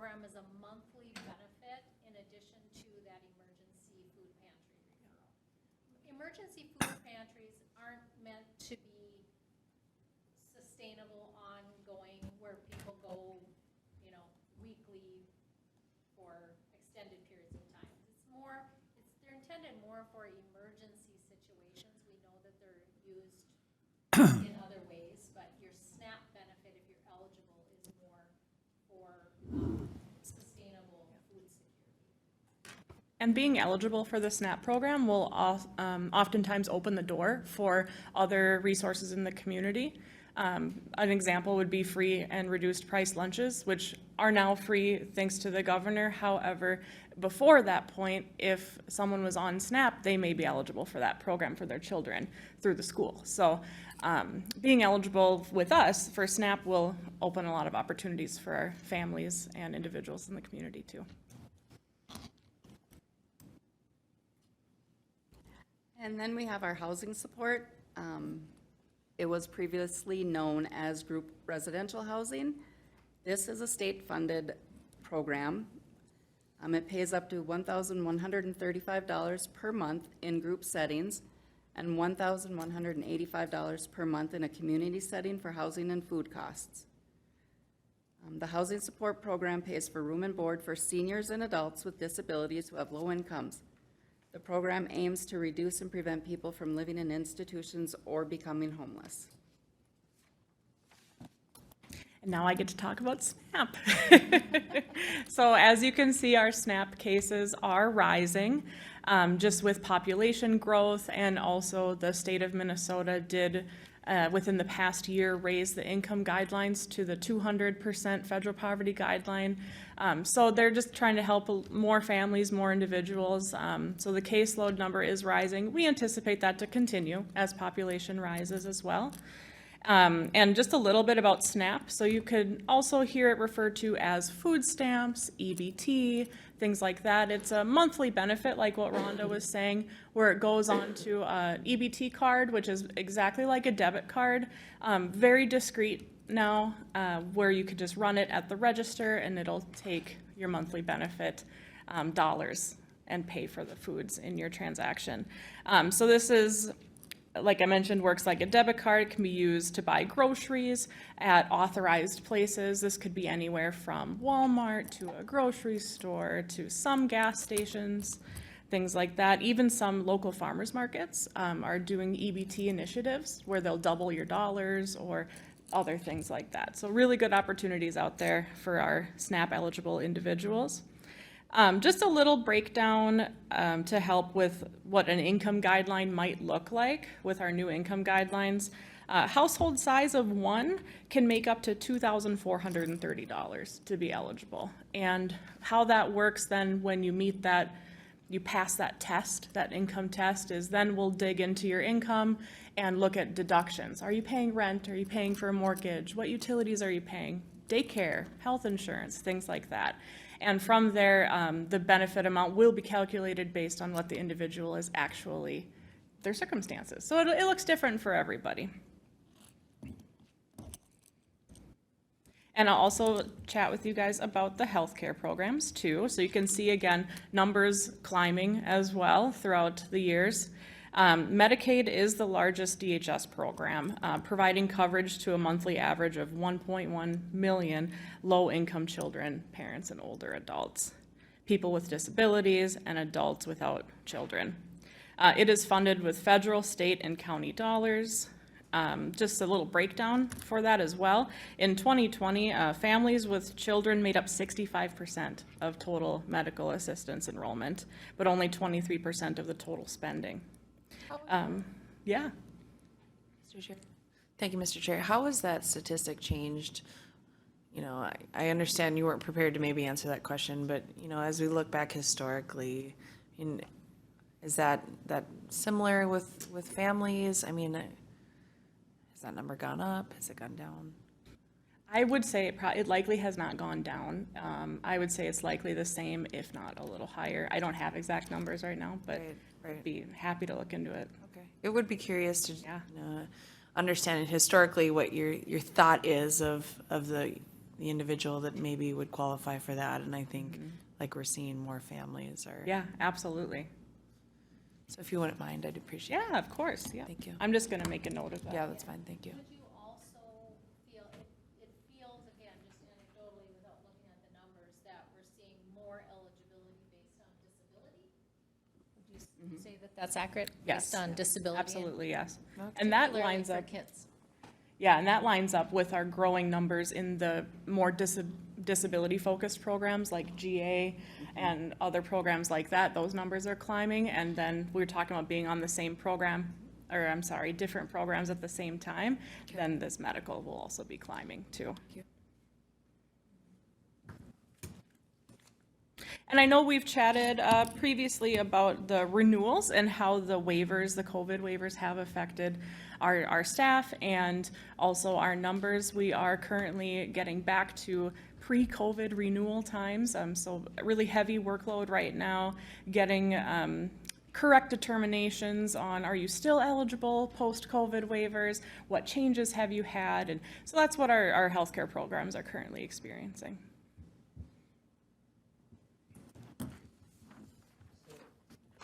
Was there a date that they had to renew by?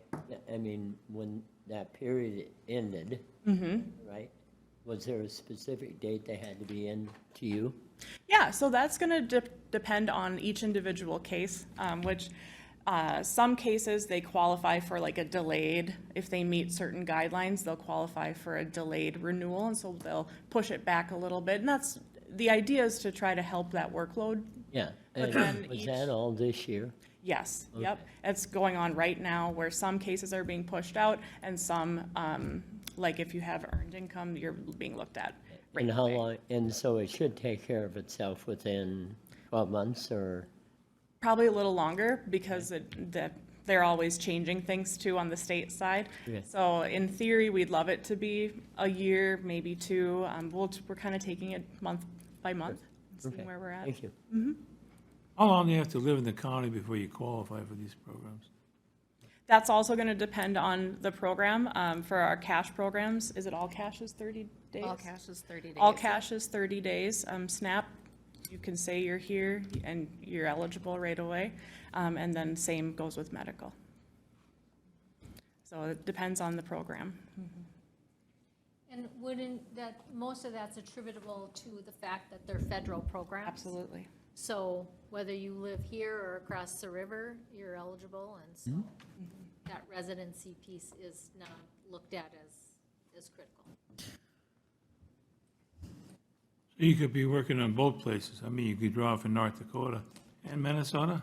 Well, we do have a checks and balances system in to help combat that. We work really closely with Sandy's department as well, our fraud department. And also our system does run social security numbers on both sides, actually across the whole country. But we, particularly with North Dakota is the big concern for us. And so we'll get alerts each month on if the system has flagged someone as receiving benefits in another state. And then our workers will look into that, and if we need to pursue fraud, then we absolutely do. Okay, thank you. Yep. Oh, and if they tell us that they came from another state, we call that state and verify before we issue any benefits as well.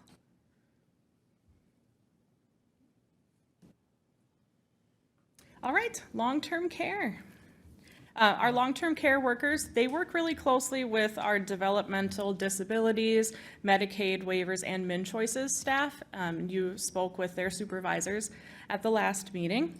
They also have close relationships with many long-term care facilities in our area.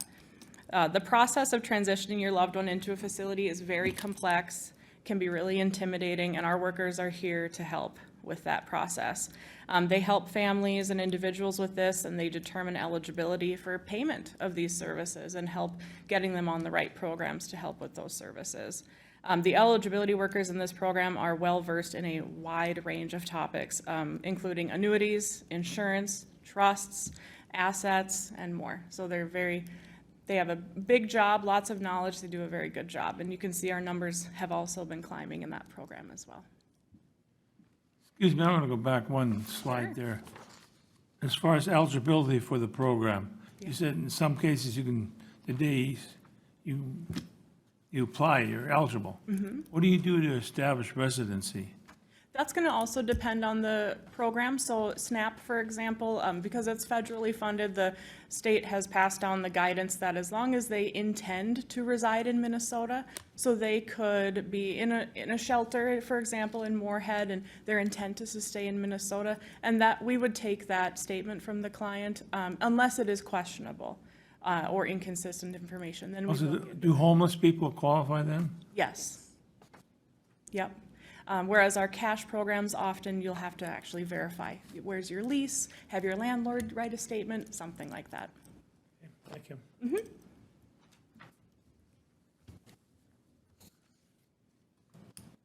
Our next program is childcare, and we have two options. One is our MFIP program. If you are on MFIP, you can apply through that grant. The other is our basic sliding fee. The basic sliding fee, we receive an annual capped amount, and this year the allocated funds were $847,430. We did end up going over our allocated funds by $27,810. Under the BSF program, we served 1,133 families and 1,651 children. With going over our allocated funds, the state, if the counties that underspent will make up for the counties that overspent. There is a chance that we would end up having to pay back if all of the counties overspent, but that is very rare that that would happen. Our county this year has families on a waiting list. It's been the first year since 2007, and I believe we have 72 families on the waiting list, which means we have a greater need, and our MFIP workers, our cash workers are getting the word out there that these programs are available. So.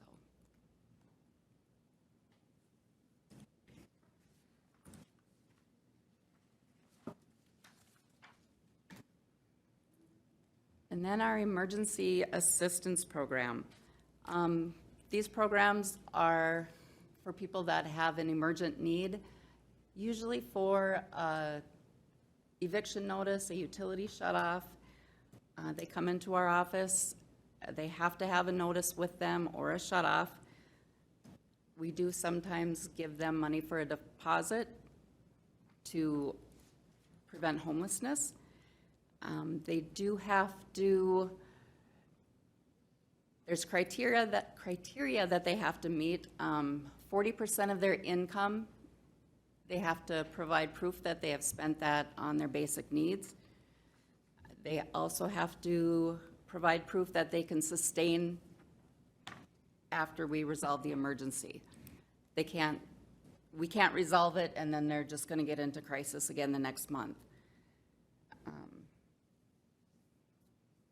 The family emergency assistance, some of that comes out of the MFIP consolidated funds, where the emergency general assistance, that is county funded. We generally use up our EGA funded funds, the county funds. We use those up every year, where our MFIP funds, seems like we have quite a bit of them left over. So we are trying to figure out how to better utilize that. And maybe if I could just go back and comment. So on the emergency general assistance, so that is for single adults, no kids. And we get an allocation for that amount. So and it goes on a state fiscal year, July through June. And generally, we exhaust those funds before the end of the time period. Once that happens, if we have folks coming in to apply and there's no more funds that we have that we were allocated, there's just no funds available. So individuals, so there is no county money going into either of these programs, just for clarity. And our allocation on an annual basis for EGA, has that been around? Do you know what that, the allocation amount has been? I want to say about 46, 47,000. Yeah, I was gonna say, I think it's under 50,000. So the family emergency assistance, again, that's designed for families with children. And that also has no county funds going into it. We carve out some funds out of what's called our MFIP consolidated fund. So it's a makeup of state and federal dollars. We carve out 116,000 for emergency assistance for families. And then when families come in and apply, we authorize up to that amount. If we hit that amount, the program is done, unfortunately, for the year until new funds become available. During the pandemic, because there were so many other options for families to apply for emergency assistance, you really see that dip there. That's really what that's about. Not that there wasn't the need, just that there were multiple other programs based on the pandemic that families could apply for. So we're gonna see that amount inch up now as we move into post-pandemic. And when they do come in to apply for emergency assistance, we do ask that they've been to other agencies to apply first. We are their last resort. So they'll go to CAP-LP or their churches, the Salvation Army, West Central for utilities. So when they come to us, they've pretty much exhausted out their other options. And I am excited. I do get to be involved in a group working with EA County administrators. We will be meeting to provide insights on EA program dynamics, weigh in on research questions for the project, and help inform proper understanding and application of project findings. And this will go through the summer of 2025. So hopefully I can bring back some good information from that. Great. Moving into county burials. This is handled by our long-term care team. They determine eligibility for county burials. Unless the family of the deceased objects, cremation is the first choice. If there's a religious or another reason that they cannot do cremation, then they will go with a county-paid funeral. That is going to be just the basic at cost, no additions. If the family or friends wish to make additions, they would be responsible for that cost. The cost for the county is $1,850 for a burial or cremation. With the funeral service, the cost would be $2,400. And Why do we give, if they're not paying for it, how do they get a choice for it? Is For that, clarity, if they put any money towards it, then they would be obligated to pay the whole thing. Or do you mean a choice for the cremation or the burial? I'll let Rhonda handle that. The statute says that counties must honor if there are any religious or otherwise values relative to burials. So if the deceased has anything in writing that suggests cremation would not be appropriate based on their beliefs, then the county must pursue a typical burial. Absent any of that, the county can approve cremation and experience some reduced costs with that. But the statute is pretty clear on how that reads. we don't have a statute and they have to pay for it? So again, in this program, oftentimes we hear from the funeral directors or the families themselves that apply for the burials. There's an application process. We look at assets, bank accounts, all of those kinds of things. GoFundMe plays into this as well. After looking at all of those pieces, we'll determine eligibility for a county-funded burial. If they are determined eligible, then we have set costs that we've approved over time that we will pay. our funeral directors have been expressing concern to us over time that they feel those are quite low. It's probably time that we maybe take a look at those rates. In times past, we've kind of done a statewide scan. What are other counties doing? How are they paying for their county burials? We haven't done that now for probably about 7 years or so, but I try to increase those amounts by 1% each year to kind of keep up with some inflation. But, so we have a defined service cost, but then the cost to the casket as well as other direct charges we pay as well. So that's why the average cost that we've been paying is the $2,739. We simply just took the number of burials minus any revenue that we've collected from assets, and divided that by the cost that we've paid. So on average, we've been paying about $2,700 per funeral. Do we have any, excuse me, I'm sorry. Do we have a specific location they're interred, or how does that work? In terms of a burial, no. It's the funeral, the family, if there's family, they work with the various funeral homes on those arrangements and, yep. And we are not paying for that end of it, are we? We are paying for sites, yes. Okay. Actual cost, yep. And do we make sure that they aren't eligible for veterans benefits on these? Yep, yes. That's absolutely something we look at in the application process, yeah. Commissioner? Do we have any idea what North Dakota has in burial costs? Last time we did this analysis, we did compare it to North Dakota. And to be honest, I'm not recalling the details of that analysis. We're probably due for looking at that again. If I remember correctly, we were in line, but I feel that, I believe our process was a bit higher than North Dakota, although I'm not sure if I'm remembering that correctly. I'd have to go back and look. I was just wondering, someone dies in North Dakota and they select a funeral home in Minnesota. Do we pay for it or do they? Oh, they would have to be considered a Minnesota resident. Yeah. Okay. Yep. Thank you. All right. Last slide. All right. So I am excited to report that we are finally fully staffed. We've been able to recruit some very knowledgeable and experienced staff.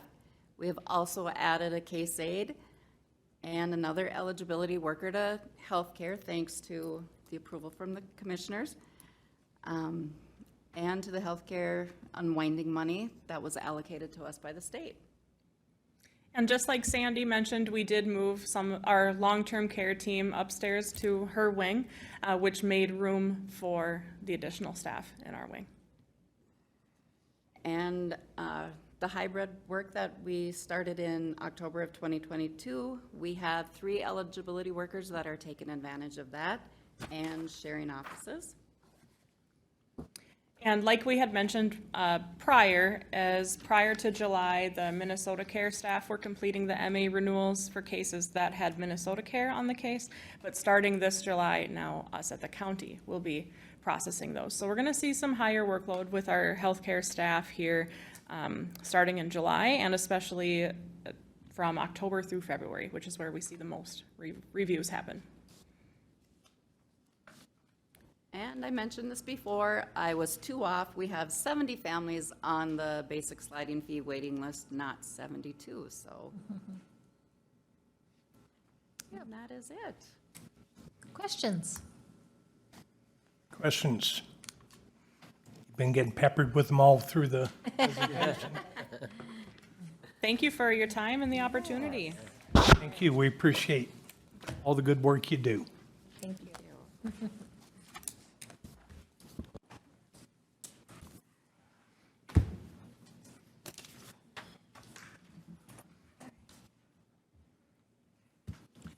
Good to keep going.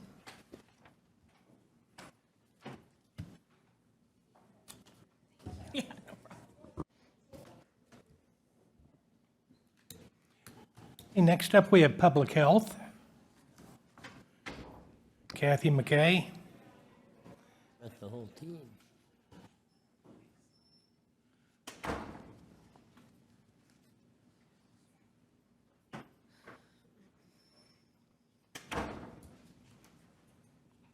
Is this the whole department?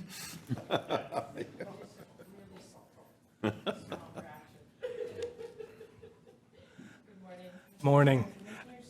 I'll let you introduce your staff as they come up. Yes, okay, so we're gonna kind of, Sue is in charge of the WIC program, and she has, that 10:30 appointment, so, I gotta get her out of here. So, we're gonna let Sue talk about, WIC, initially, so.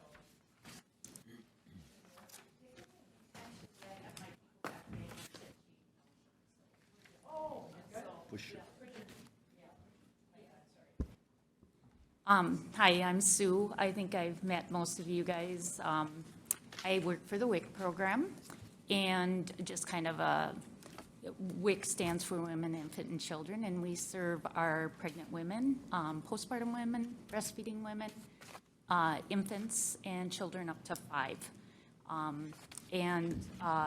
So basically what we do with WIC is they do have to have a general assessment on their income. And if we do find that they are eligible to receive our services, we do find out that they are eligible to receive our services, we bring them in for an appointment. Appointments consist of a nutrition assessment and also a health assessment just to see what kind of risk codes they might have. And the reason why we do risk codes is it actually, if we were to ever have funding cuts, we'd have to use the priority basis. So that is a part of that. Based off their nutrition and health assessment, we do nutrition education, and we do referrals to various agencies, including social services and other public health agencies, amongst many community agencies that can help our clients meet their needs. In addition to that, we do provide lactation education and resources. Our goal is that we would have every woman breastfeed for their first year, and that's actually the American Pediatrics goal. And even though WIC does provide formula, we still, first of all, work to try to get women to consider breastfeeding for their baby's health. So in the last 4 years, we've gone from doing checks to now a card. So we have made it easier for families to be able to receive their benefits. And we have an app that goes along with it that makes it's used as a nutrition education. We provide recipes for clients on how to use our WIC foods. And it's just got a wealth of information. The state of Minnesota did a really good job on their app. And actually, just tooting our horn a little bit, Minnesota placed 4th as far as reaching out to clients and being effective. So Minnesota does do a good job with that. And the other thing, we do referrals, as I mentioned, and that is a big part of our program as well.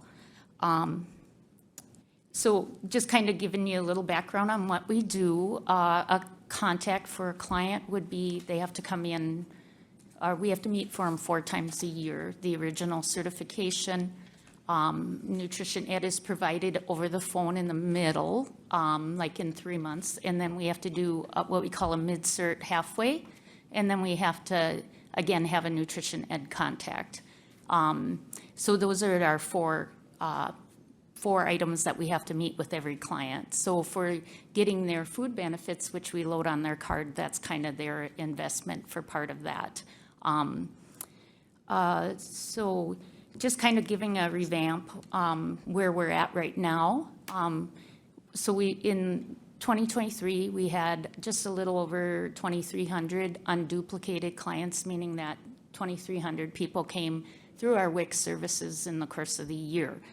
And on average, right now, we're probably between 1,400 and 1,500 that we are receiving benefits for us. So sometimes they graduate off the program, or they move, or they age out.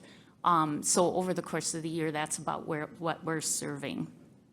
We had good news. We were kind of on a holdout from September for as far as the budget being passed. WIC was at risk of possibly staying at a standpoint with our budget, not meeting the extra cost of food increases, which you guys are all aware of. And then just general cost of services and more people getting on WIC. It got passed that they would fully budget us here for this next year, which was good, because had they not, we would have had to do some cuts with clients, and then that whole priority thing would have had to come into place. And the other thing that has been kind of good news on our end, we've always been able to give just a small amount of funding for fruits and veggies for families, specifically like 9 for kids and 12 for adults, which I don't know if you've ever tried to go buy $9 of fruits and veggies, but it doesn't go very far these days. So what they've done since, it's been going on for about 3 years, is through special funding, they've been able to give our clients $27 for kids and $47 for pregnant women, and a little higher for breastfeeding women. We did just kind of learn that that is going to become a stable part. Instead of being funded by separate funds, it's going to be a part of WIC, and probably at those same numbers. It'll be based off of where our economy is at and prices of foods and things, on where it will be set each year. In addition to that, with that passing of the budget, they also are going to be able to put into play some other food changes to make our program follow the American Dietary Guidelines. So that'll be coming down in the next 24 months. I think we have to implement it through the state, so our food packages are going to change a little bit in how they look as well, and we're just kind of learning about that. But we did for sure get approved on the higher amount of fruit and veggie, and we'll be able to put that into place in the next 2 months as a stable part of the WIC package. So that's was good news for our clients. So it's immensely, as a dietitian, how I've seen our clients eat fruits and veggies. It's been amazing, and it's amazing to see children actually love them and want to have them and know that they're a normal part of your diet. So that has been, I've been at WIC for 33 years, and I can see the difference. So it's been a good change, and I really appreciate that they put that through. So I think that's all I have. If anyone has any questions for me. Commissioner Mozo. Thank you, Mr. Chair. I appreciate the presentation. Thanks so much. My WIC kiddo is graduating this year. Oh, It's pretty exciting. awesome. I wanted to talk a little bit about the new change in regards to school lunch program in Minnesota, and the pinch point that we're hearing from the school districts is so much of funding is really tied to what those free and reduced lunch numbers are. And understanding now, because of it being available, that they're really having difficulty getting those families to fill out those forms. The comments are, why would I fill out the form if it's, we're going to have this anyways? And so the schools are trying to figure out how to be creative. And I know I've talked a little bit about this with you, Kathy, in regards to how we could encourage the clients that you come into contact with at the clinic to filling out the forms for their respective districts, understanding that you can't force them into doing it, but if it would be helpful for, just as you're having the contact and making a personal connection with them. I've talked to Head Start about this as well. Certainly as you have conversations, maybe can think creatively about how we can encourage them to fill those forms out. One of our eligibility things, if you do have free and reduced lunch, you are eligible for WIC, but now that it's for everyone, you have to have that piece, the income piece, to show us that that's been looked at. So that is helpful for them to know that if that's their qualifier. Yeah. So. And I get that piece, but making sure that the specific form for the district is that other component. So, thank you. Any other questions? Thank you. Myself? Kathy, proceed. Sorry, I'll go back to the beginning. I wanted to make sure Sue got out in case she had to work with her client. So this is our public health presentation. Let me see if I can do this correct. So there's our mission and vision. So healthy people, healthy communities, and to assure optimal health for all Clay County residents. And this is our foundational public health services. So this is fairly new in our SHAC group, our state community health committee. Is made up of commissioners from all of the across the state. And so here's our foundational areas of responsibility. As you can see, you know, all the things that we are providing right now is disease, infectious disease control, chronic disease and injury prevention, environmental health, maternal, child, and family health, and access to the linkage with clinical care. And then we have our capabilities that are listed below as well. So all of those are requirements that we have to meet. This is fairly new, so they've also provided, I've talked about the foundational capability funding that we receive, so to help us meet our requirements. Can you send that to Steve and around? So this is kind of what our basis for our public health services are. They also, going around, there's an overview of our public health system, and I've shared this before with you, just our core services, what's required by statute 145A, which covers all of public health. We're divided in Minnesota to community health boards. Our community health board representative is Commissioner Gross, and the alternate is Commissioner Ebbinger, and they serve on our community health board that is made up of the 4 counties, Clay, Wilkin, Otter Tail, and Becker. And the services you see that are mandated, that's mandated to our community health board. So just a lot of the things we've talked about, that's our requirement through our community health board, which is the governing board. You can be a community health board as a single county if you have a population of 30,000 or more.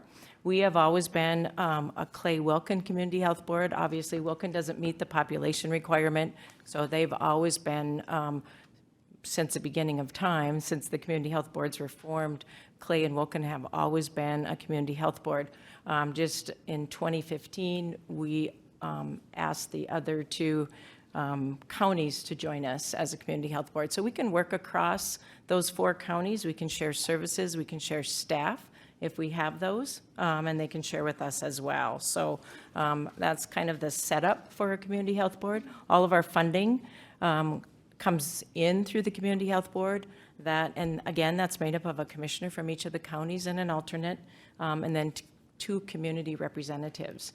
And that board has to approve all of the funding we receive and also ensure that we are utilizing that funding. They appoint a CHS administrator, and the board has appointed myself and the Otter Tail Public Health Director. So we co-chair the responsibility as the agent of the board to ensure that all of this is happening. And so it's a bit of work. There's no additional funding for us to do that work. So that's just part of our responsibility in the Community Health Board. So we have a lot of responsibilities, as you can see. I also attached our legislative priority areas for 2024. We really summarized those. It's just to support our local public health system, respond to public health workforce shortages, and certainly we know that we all have those. Strengthening technical assistance for local public health, and because of the cannabis information and legislation, we have that responsibility as well, and then addressing our community health needs. So that's just a summary of a lot of the work, an overview of what we are responsible for. And then financial management, you meet with my financial manager when we're going over our budgeting time, which is coming up soon. So Carmen provides the financial management in not only for Clay County, but for our community health board. So there is a a lot of grant funding that she has to manage. We have a good system in Clay County. We've had the financial management for our Community Health Board for as long as I've been here, and probably before that, because we have centralized accounting. So I have a financial manager and 2 assistant financial individuals, and they work closely, obviously, with the auditors. So we have a great system, and hence why Clay County is responsible for that financial management. So those are the responsibilities. Again, important to note that it's not only Clay, but Clay, Wilkin, Otter Tail, and Becker, and to just ensure that everybody, that we meet all the requirements financially. Let's see, we went through the WIC program, and next I'll introduce our family health. This is Liz. She's been with us for a long time, just became a supervisor not too long ago, and she's in charge of our family health area. So I'll let Liz talk about family health. Yes, Mr. Chair and Commissioners, can you hear me okay? Thank you so much for having us here today to share with you all that we're doing in the community for family health. And so mainly what we focus on is enrolling clients either prenatally or postpartum, and we visit them until their child is 2. And we are nurses that are highly trained in evidence-based home visiting. We visit either on a weekly basis or twice a month, depending on the need for families, to help support them wherever they're at, providing resources in the community, making referrals where appropriate. So part of that is screening children for developmental delays through our follow-along program. And that includes questionnaires that we complete with the families to see if any children, make sure that they're meeting their milestones. If not, we're referring them on to early intervention services. And then if it's on their social emotional that they're not quite meeting their I'm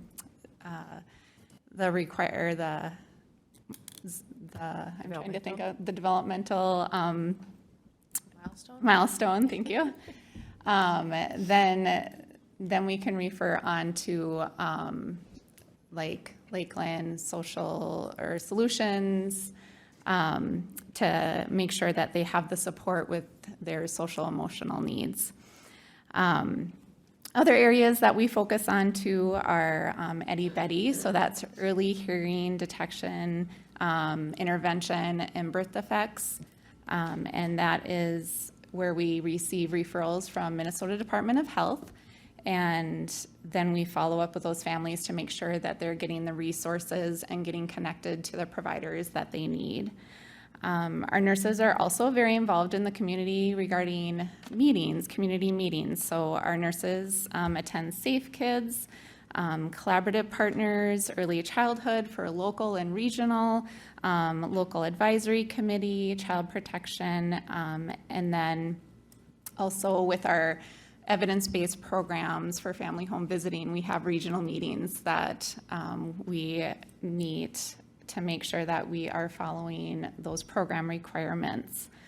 Other areas in family health too, we have school health that I supervise, so school health. We have nurses in Dilworth and Glendon schools, and then a nurse that goes out to Ullin a couple days a month.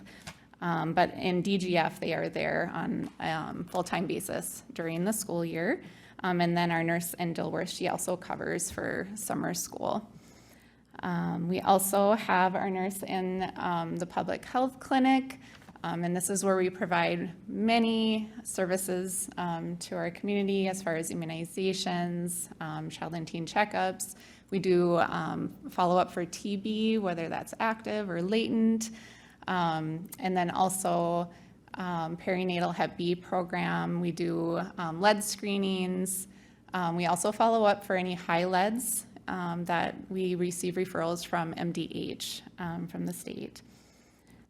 Through that too, we also provide car seat education and distribution through PMAPs, which would be like Blue Plus, medical assistance. We can do also provide car seats through our grant program, which is through the Department of Transportation. So we do have some of those seats that we can provide families. So our nurses are specially trained as technicians to be able to do that. And then lastly, to share with you, we do also childcare, healthcare consulting for 10 centers in Clay County.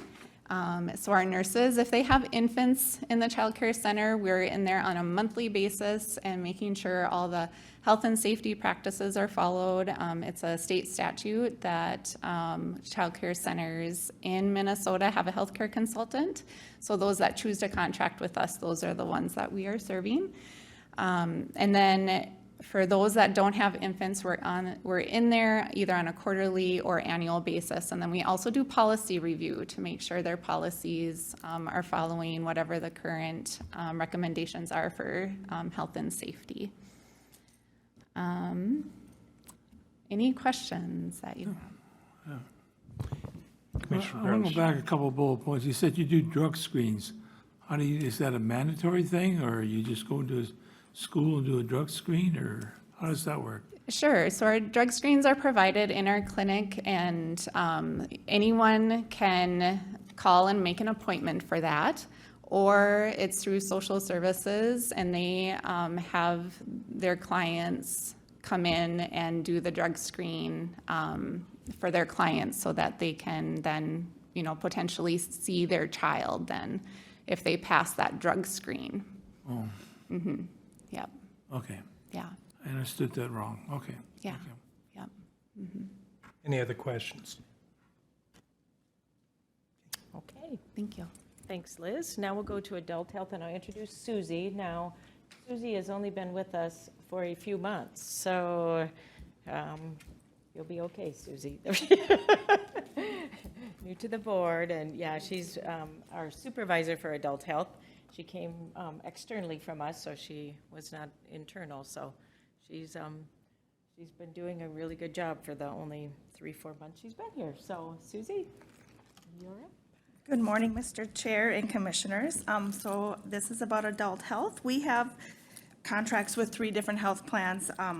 It's UCare, Medica, and our Blues plan. And then we also do a lot with the state health plans too.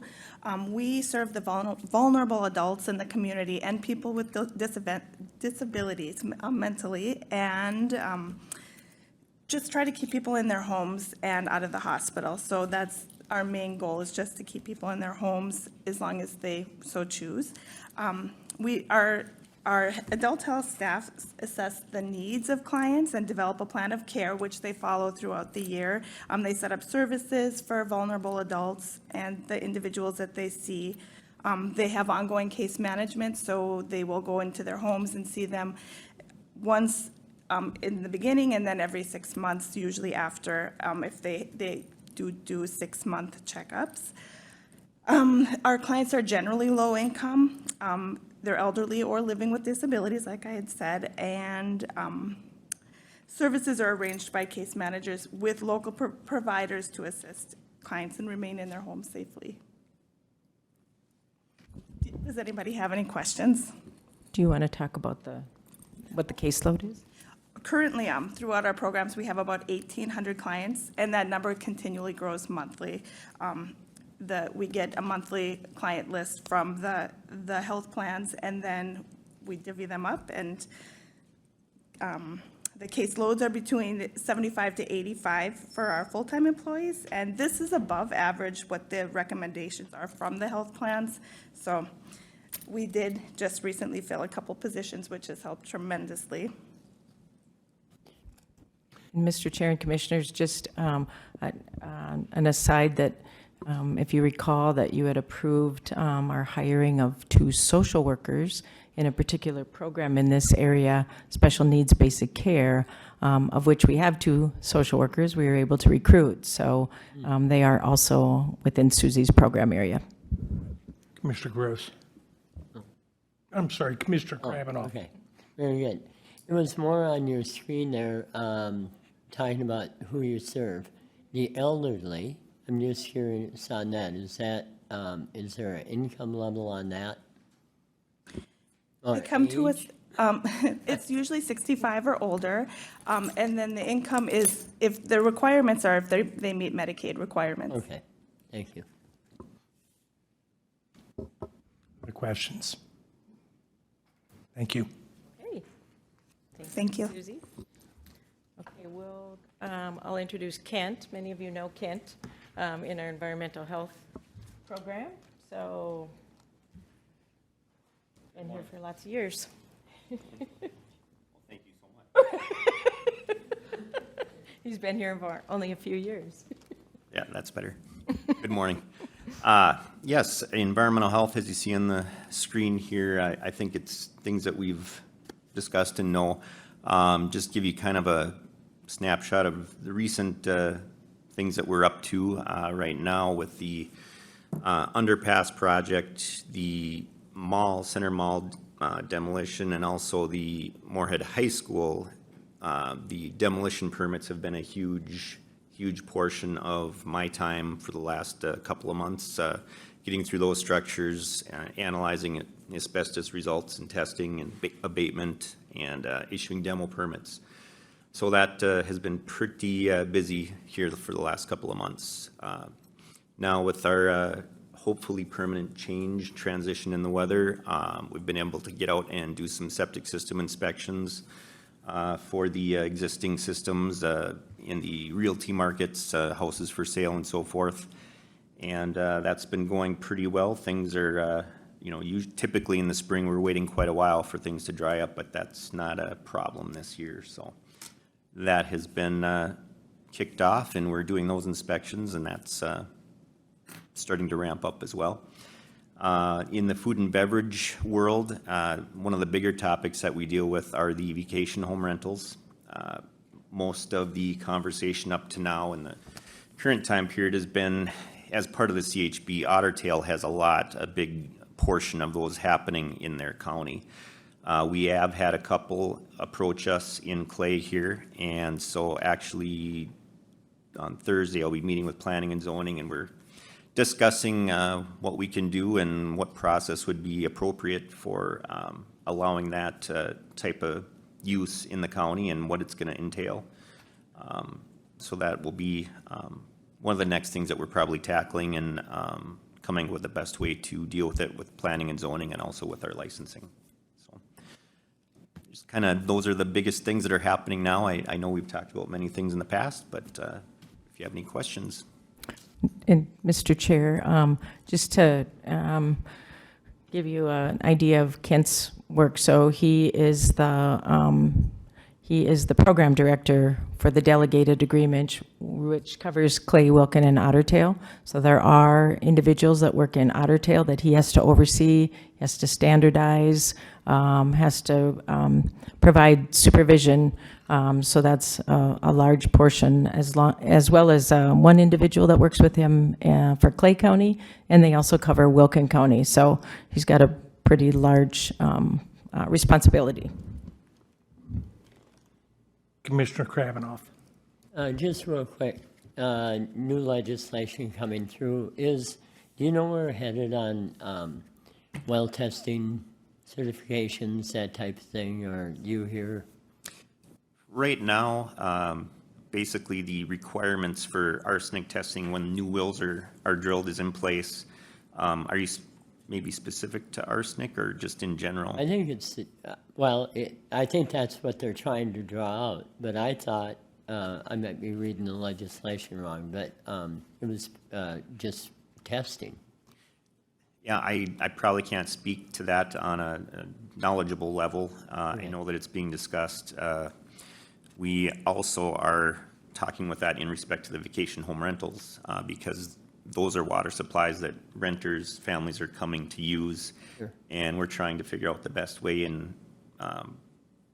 to make sure that those water supplies are safe and tested. And so I probably can't answer. No, that's fine. I'm just, if you had any updates, so, Yep. Okay. Other questions? Thank you, Kent. Thank you. And I'll introduce one of our newer employees as well. His name is Savanas. He is our emergency preparedness, not a supervisor, but he provides the whole program for emergency preparedness for Clay County. He works with our regional, those counties in our community health board, as well as he has to work across the river with Cass. So, Savanas, do you want to take it away? Microphone. Go. I'm honored to be here, and thanks for having me. So, Clay County Emergency Preparedness, as it relates to public health, we have a lot to do. So, right now, we are working with Red Cross to kind of verify and identify all of our shelters, because we have a list of shelters that we have on our list, but then according to Red Cross, some of those shelters do not reach their standards or requirements. So I sent an email to Chris, and in line with Gabe and Chad, we asked to have a meeting with them so Chris can share with us some of those shelters that he has approved, and then the ones that they don't want, so they can tell us, and then we can find maybe another place to replace those ones. And the shelters that we have, we are like set up with everything, our rally points, all of the contacts, just in case an emergency happens, where we're supposed to carry people, or what medium we're supposed to use. We have all of those on our paper already. So, and then two, we are closely working with the long-term healthcare, and that we have put a lot of effort in that, because we have, like, I went to one or two long-term healthcare facilities, and their emergency management plan or their preparedness plan is quite different. So we want to have a standardized plan that we can institute in all of these facilities, so that if something happens, we can just use that plan to kind of escape or leave the scene as quick as possible. So we have developed this emergency management packet that we have rolled out in all of the facilities. We just had our meeting last week, Tuesday, and we have agreed to use that standard tools. So other facilities that are not aware of what we are doing, this week or the coming week, I want to kind of like pay a visit to those facilities and let them know what we are doing, so that it can attract them, so they can be part of what we are doing. Because like I always tell them, emergency is not a one-person thing. It is a collaborative effort. So if something happens, you are doing your best job at your facility, but you will need another person's help so that we can respond or resolve the situation. So I'm kind of like trying to get everybody involved in the Long-Term Healthcare Association. And also, like Kathy said, we are working closely with Cass Public Health Emergency Management Department to institute a project so that we can identify at-risk population, especially the new immigrants and people of different cultural background. Because these people are, once you lack English proficiency or you believe in other culture norms, you are vulnerable in terms of disaster. Because if we want to respond and then you're not understanding what we are saying, that's an issue. So we're kind of like putting up this project to identify all of the organizations in Cass County and Clay County, and we're going to work with them, with their leadership, train them in responding to emergency, and then they will decentralize the information. They will pass down the information to their communities, whatever language they can understand. Because for me, I'm in the community, and I know some of the people from my country, they are kind of like vulnerable. They are in their homes, they are in their houses, and they don't seek medical conditions. They don't go to the hospitals because I don't know why. So we want to build a system that they are going to trust the system that we are building. So when the disaster happens, when I stand in front of them, they will know that, okay, I need to do this. So that is what we're trying to build up. And then lastly, we have our vulnerable population registry that the county has already developed, our public health. And I feel like this app is not widely known in Clay County. only a few people know about it. So what we want to do, we want to kind of like create more awareness to people, kind of like posting it on our Facebook page, when there are events, for us to go there and explain what the Vulnerable Population Registrar does, because it will just help us to identify people that are at homes, to put their names on the registrar. So in time of a disaster or an emergency, we can get to identify them by looking on the registrar. It's an easy way to identify vulnerable population. So I feel we need to do more awareness of it. I just searched my computer and I saw a flyer for that. And I was like, okay, this is a good thing that I think we need to carry this to events whenever we have one and just explain to people how good this is and how it's going to save people in so many ways. Because once we have your name and your location, when there is an incident, we just follow this and apply the necessary help as quick as possible.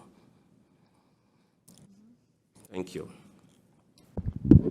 Mr. Chair, just as he was talking about the long-term care coordination, he's leading that group. So he is reaching out to all the long-term care facilities. He's including Gabe and Chad, emergency, the ambulance crew. So he's doing an exceptional job of leading that whole group and getting them prepared. I remember that was quite an ordeal when we had the flood in '09. And it's great that we're getting in front of it.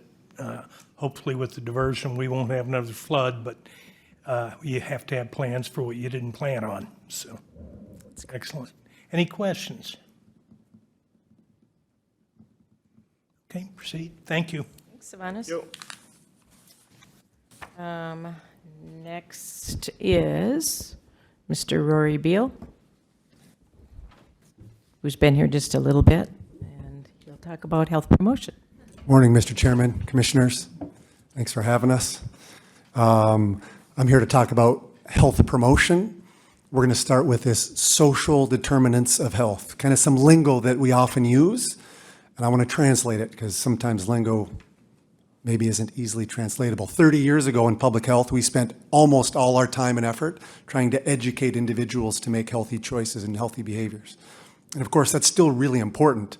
But what we've realized is there are so many factors in the environment that influence our individual behaviors that can either make it easier or more difficult. And those are those social determinants that you see on the slide. And I think about it like this.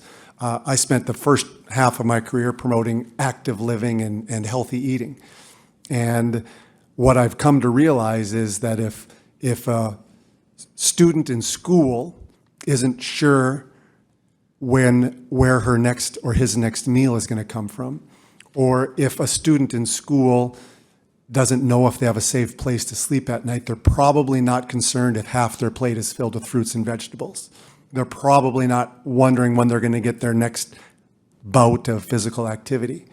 And so we spend a lot of time, the department, the branch of our department that I'm responsible for is 100% the result of grant funding, and we're focused on trying to do things upstream that will change those social determinants to make it easier for individuals to make healthy choices.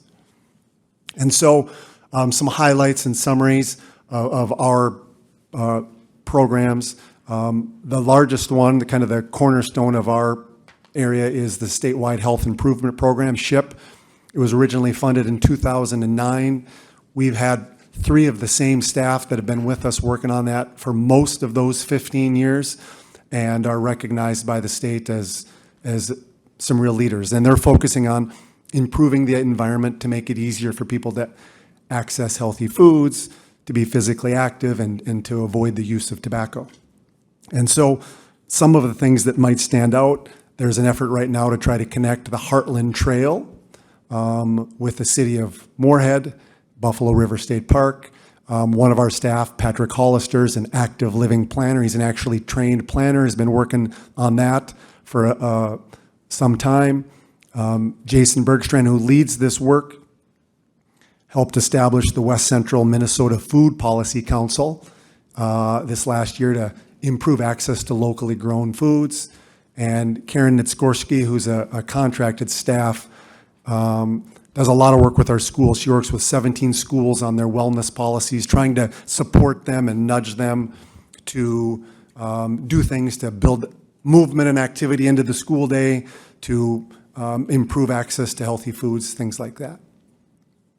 Let's see, Child and Teen Checkups is our program that is making calls and communicating with families to nudge and inform them to make sure they're taking advantage of their well child visits, the preventative care visits, in order to monitor growth and development and identify if there's any issues in the future. So something as simple as getting people in for their preventative care is a strong predictor of positive health outcomes.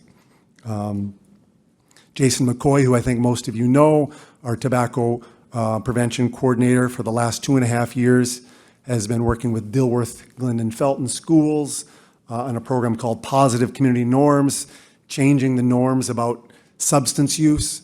And it sounds kind of elementary, but how we talk about things influences how we think about them, and it can really influence behavior. And in the last 2.5 years, more than 90% of the students have said they've chosen not to drink, not to vape, and not use marijuana, which was different than, we got the grant because there was a need that was identified. Every 3 years, there is a community health assessment that our local healthcare institutions and public health institutions participate in. It's required federally. Becky Schmidt on our class, on our staff is our public health analyst, and has worked with lots of folks in the community to influence what input we're getting, has worked really hard to make sure that that community assessment makes it into the nooks and crannies of Clay County, so it gets in the hands and we get feedback from all populations. And so that data is now being compiled, and we're hopeful that in the next months we'll be able to see that data, those results, build strategies around those. We use that data often to seek grant funding, and so that's a big part of health promotion. I'm almost done, I promise.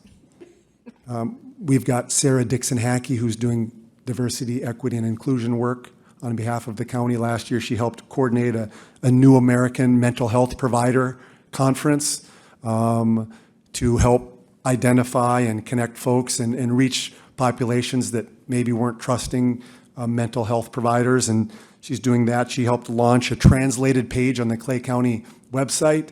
We've got real specific data that's been identified that's now translated into Arabic and Kurdish. There's a QR code for people to go right to that page, and so she's got her finger on the pulse and is continually building relationships with people in the community to make sure that they look to public health as a resource and that they trust us. Suicide prevention, there are a number of things happening. We're just finishing the end of 6 years of funding from multiple sources. Lots is happening right now in Hawley, Barnesville, and Morehead schools. A program called Sources of Strength, which is a program to help students build and identify sources of strength so they're more resilient when tough times come their way. They're more able to respond.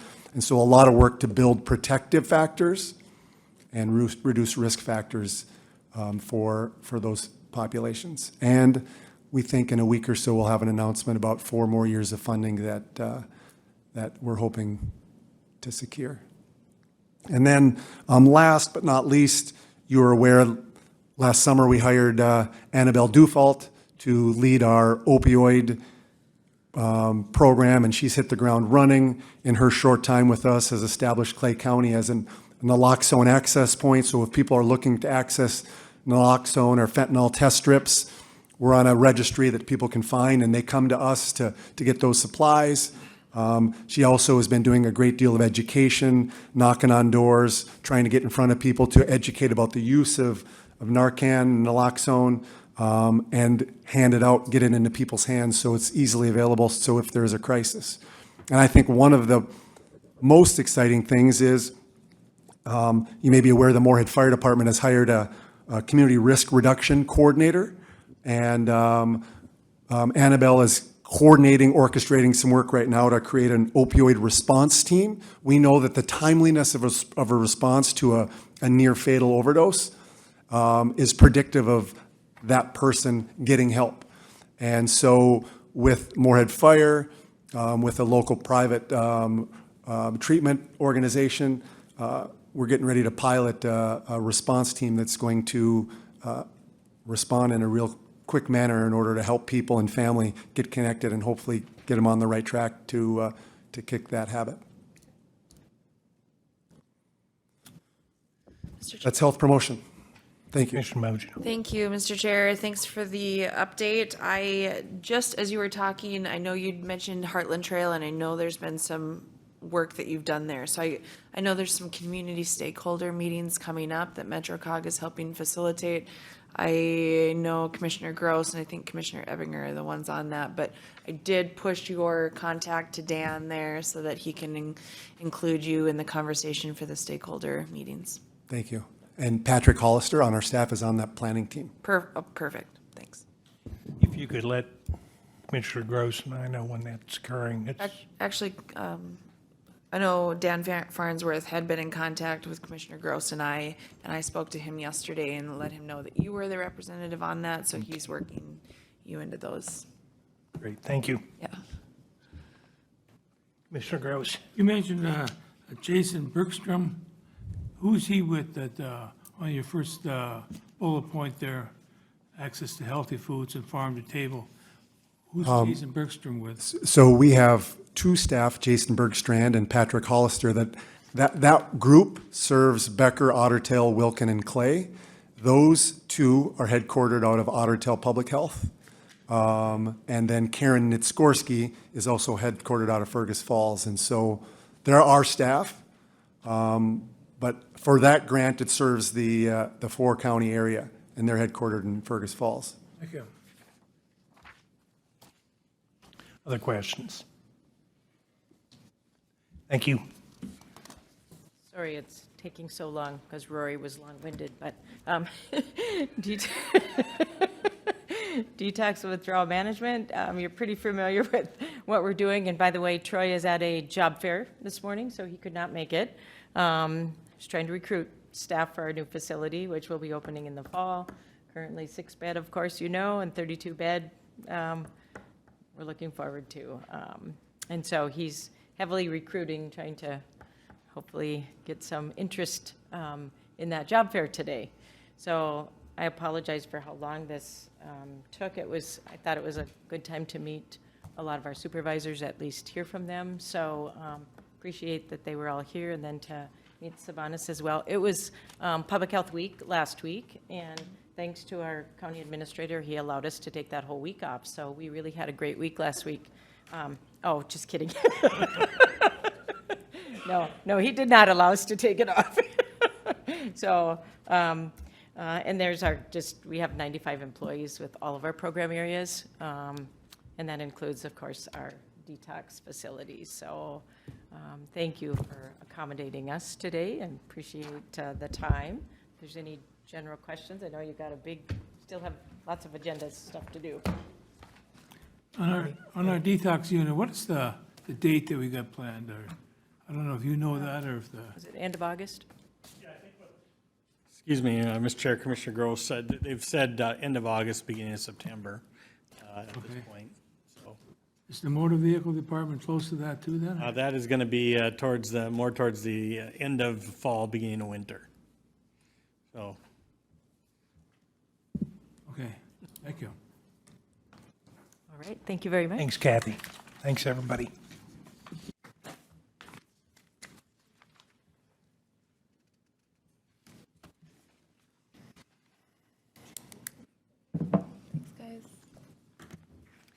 Steve's back with us and looks like he's going to fly this one solo.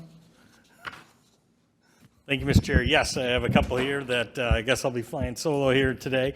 The first agenda item that you have is request approval to select David Drowns for our 2024 market study. As we've talked over the last year or so through our budget process, this board had shared that it had intended to implement do a market study in 2024 with the implementation in 2025.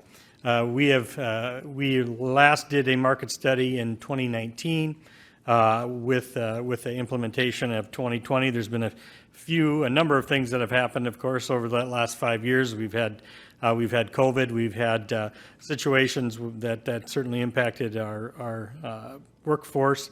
We have 10,000 baby boomers that are retiring every day for the next 9 years, and the new group of employees does not reach that number of people that are retiring. And so again, this board has made it a point to make sure that the salaries that we are here are within market. And so the request today before you would be to enter into a contract with David Drowns. They conducted our last market study in 2019. They would be looking at, through that study, looking at our compensation grid, our PDQs, and our comparable counties. The total cost of the request before you is $18,675. We're going to be talking here at our next item. They're going to be evaluating 48 different benchmarks, and then their initial meeting with this board would take place on May 7th, should this board take action today. With that, I'd yield for any questions. Questions? In absence of questions, do we have a motion? I'd move the approval of David Drowns and Associates for the 2024 market study. I'll second. A motion, a second. Any further discussion? I guess I have a tough time. I mean, probably need this because of the way the hiring is going, but I have a tough time in saying that we need, when we look at, we did a compensation study or market study 5 years ago. We're giving all our employees 3% raises almost every year, and we're still saying we're behind. We may be behind. I don't know, we'll find out. I guess I'd be very surprised if someone says, no, you're over the market. You got to reduce some salaries. I don't think that's going to happen, but I guess I support this study, but makes me wonder sometimes, I mean, where we're going with salaries and stuff. They're trying to keep up. Mr. Chair, I think we need to be mindful as we went through our last negotiations with all of our different labor unions. One of the things that we agreed to in the process of them agreeing to the prior agreements was that we would do this market study. And unfortunately, from the time 5 years ago happened till today, anybody who thinks that market conditions haven't changed is probably living under a rock someplace. So I think it's fair and appropriate. I do have some comments in terms of it. I think you're going to go there maybe next or after the 48, but I do have some thoughts and concerns about what we're talking about for comparable counties. So we'll talk about that when that time comes, I guess. But Just one question, Commissioner Campbell. So in those talks with the unions, is it a 5-year increment? Is that what they're asking, or? No. I think what basically was stated was, they wanted an assurance from the county board that we would do this upcoming market study. Okay. I don't think there was a time frame for future market studies. Okay. Involved in that, but part of the deal was they wanted, and Steve, you can correct me if I'm wrong. Oh, you're correct. You're correct, Mr. Campbell. Thank you. We do have a motion on the floor, don't we? Yep. Any other discussion? If not, all in favor of the motion, say aye. Aye. Opposed, same sign. Motion passes. Yeah, thank you, Mr. Chair. And just for a note for the newer commissioners, what will happen then now is Tessa Melvin from David Drowns and Associates will be here on May 7th. They'll go to work actually today with your action. And On the 7th, they're going to provide an overview of what they're going to provide the county, and then to some of the questions or concerns about what could be coming in the future. We'll probably most likely go into a closed session that day to talk a little bit about your strategy as far as where you feel the most comfortable going into this market study. Okay, on to the next item. Steve's going to have it again. Request approval of benchmark positions in comparable counties list for the 2024 market study. Thank you, Mr. Chair, Commissioners. Again, during each of our market studies, we generally identify different positions that a lot of times, one, are related to unions, two, are related to some of the positions that we are most challenging to fill to ensure that we are in a competitive position to have people apply for those positions. And so before you today, on your first page, on the inside of your board packet, are the 48 job positions that we would be requesting to specifically take a look at. As we mentioned in the last item, as a whole, when they evaluate our pay structure, they may provide different insight and guidance, but these are the specific positions. Most of the jobs that you look on here are also positions which are within other counties, and so we're able to do. There are different ones such as juvenile center workers and detox workers that are maybe a little bit more specific and not as big of a pool, but again are areas that we want to make sure. And so we did sit down with Anna and Darren and go through this list through multiple meetings to get it down to the 48 that are listed. As you may recall from the last market study, when we ask our department heads to keep up their PDQs. Having said that, there may be things that change in the market that dictate a change in grades, and so part of this market study will also determine whether or not that those positions are still within the grades. And so if you recall, in our last market study, we had 20 positions that shifted in grades. We had a grid adjustment, and then we had the COLA that following year. And so what these benchmark positions will do, will have a specific look to make sure that we're meeting the market rates for those positions. Chair. Commissioner Mojo. Thank you, Mr. Chair. Has this list gone through PIC? We did have a PIC meeting this past week, and the commissioners were able to provide feedback, yes. I certainly appreciate it. As I look here,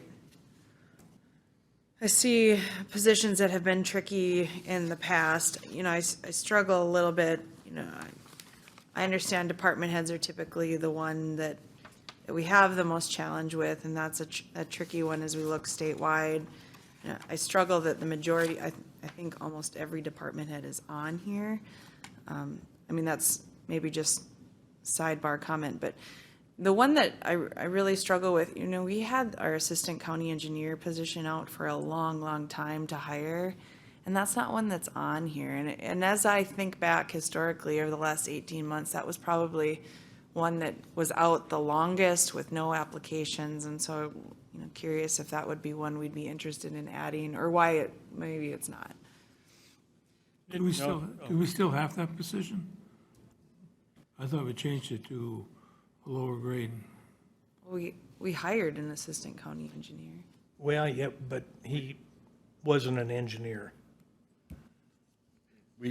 We basically adjusted the qualifications. Yeah, there's a dual track. So I think the answer to the question, Commissioner Gross's question, is we have the position. We just don't currently. It was hire the licensed or the non-licensed. There's not two positions that we currently have, and so we hired, to Commissioner Campbell's point, we hired the adjusted PDQ with Alex, who's not licensed. And so to Commissioner Mojo's standpoint, we had a great deal of conversation about that from the standpoint that, our hope is that Alex isn't going to be going anywhere for a while. And so the thought process was, because we were limited, we wouldn't adjust that in the event that Alex left. And we would most likely take the look, as this board has talked about, and we would probably address it individually through David Drowns at that time. But we certainly, if it's the board's wishes, I'm sure we could add that to the list and have that taken care of now also. Well, if we don't have a position, it's tough to add it to the list, isn't it? If we don't have the board position, that position, how can we add it to the, how can Oh, they we do do it? have the position. When you changed the job description, if someone would have applied with a license, you could have still interviewed them. And so the job descriptions are technically still there. It's just that we filled the other one at this point. Okay. Commissioner Campbell. Do we have in your estimation, do we have a fair balance here? I seem to see an awful lot of the upper level positions being looked at here. I look across here and I see it, the county administrator, the county assessor, the county engineer, facilities director, HR, assistant county administrator, jail administrator. All those you have to have some sort of gauge from, higher level on down, but do you think there's a good mix there? I think, we looked at that. One of the things that we've heard from David Drowns and Associates already is with some of the changes in pay structure from the state level, when market studies have been taking place over the last 6 months, as Commissioner Mojo mentioned, the department heads oftentimes are the lower paid. We saw that the last time that we did a market study, that our department heads were adjusted at a higher rate. And part of that goes with a number of the other positions. We have a portion of our employees that are in the union, and the union is acting on their behalf through the process. And so I feel like in almost each of these situations of the 48, there are specific reasons why Anna and Darren felt that that was the best path forward. There were different spots where we chose, if we did the assistant or the department head, one would have to adjust based on compression issues. And so part of why you see some of those department heads there is that realistically, if some of those department heads adjust, their assistants may have to. The facilities director, for example, that job description has completely changed since our last assessment. Joe has additional responsibilities that he didn't have before.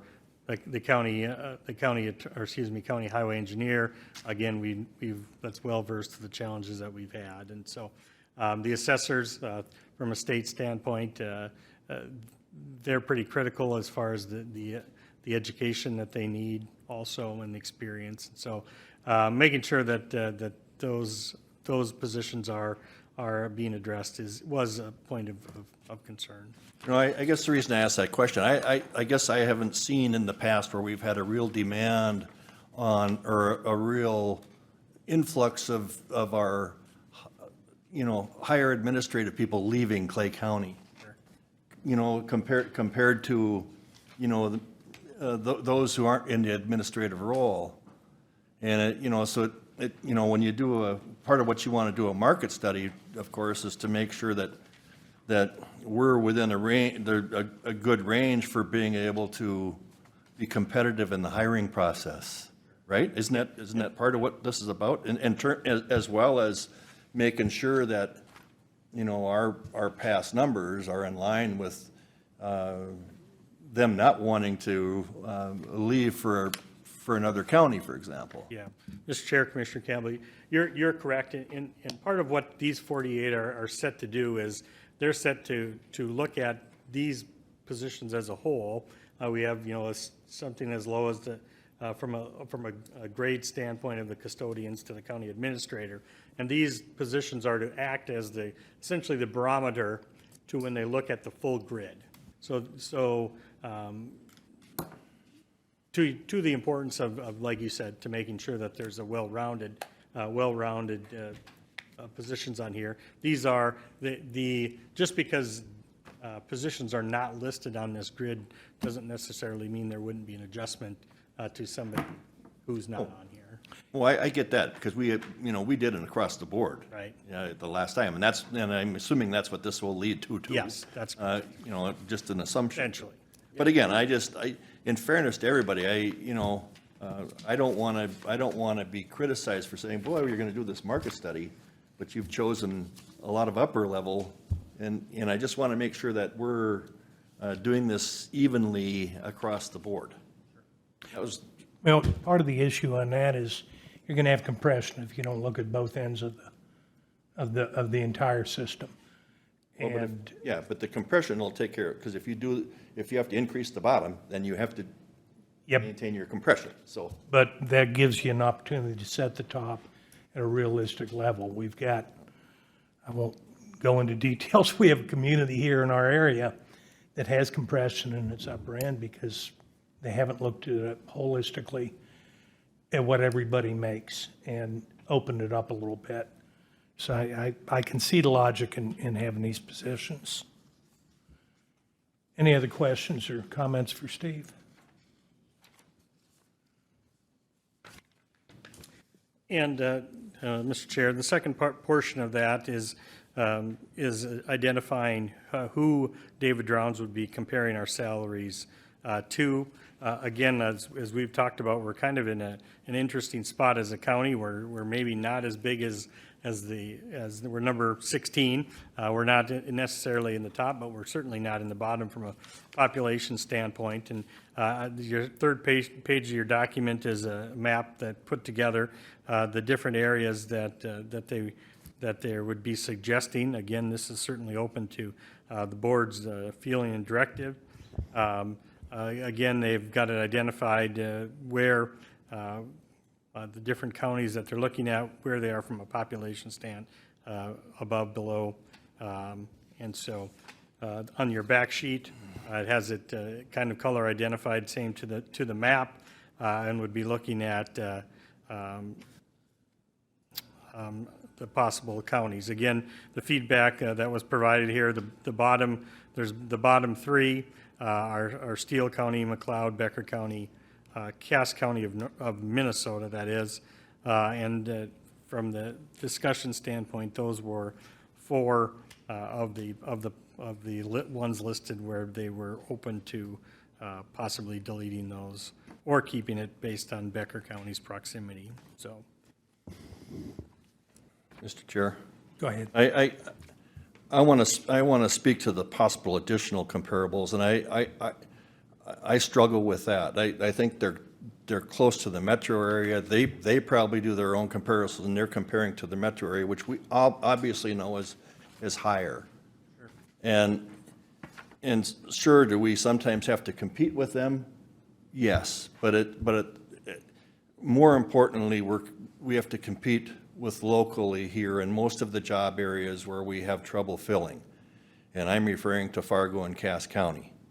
And I see here the possible deletion of those. I think we'd be making a real mistake if we didn't continue to include those in there into this market study, because that is where the vast majority of our competitive nature is in this deal here. In terms of Cass and Becker County, I don't think it hurts for us to include those, but I'm struggling with Stern, Scott, and Wright County. I think they're quite a bit larger than what we are, and they're more in the metro area. That's my opinion. I definitely hear that. I'll echo, I think, the importance of Moorhead, Fargo, Cass County. I do think it's important to have a St. Cloud area. I mean, I would argue more so like some of that stuff down by Rochester that I'd struggle more of that kind of stuff, but, I could see keeping Stearns and dropping Wright probably. And And I think the reason is that I-29 corridor is, or I-94 corridor is really a competitive component for us, and I think it's important to have a pulse on that. You know, I think Scott for sure probably to drop that one, and, you know, maybe do Stearns, Sherburne, Carver, that kind of Rice, that stuff, but I'm a little, when we talked before, it seems like we'd really included Grand Forks as part of the dialogue. What was the internal conversation about that area? Yeah, I think that for the most part, the what's on the list, the additions came from the recommendation from David Drowns. And so I'll have to admit on this topic right here, I didn't have a great deal of specific conversation. That was handled by Darren and Hannah. You have to, after our PIC meeting, Darren asked us for comments on this, and I agree with Commissioner Campbell that I asked that Cass County and Fargo be involved in this thing, because I just think we draw from them. I mean, we're hiring the same thing, so I asked that be included, but I don't know if he has included that.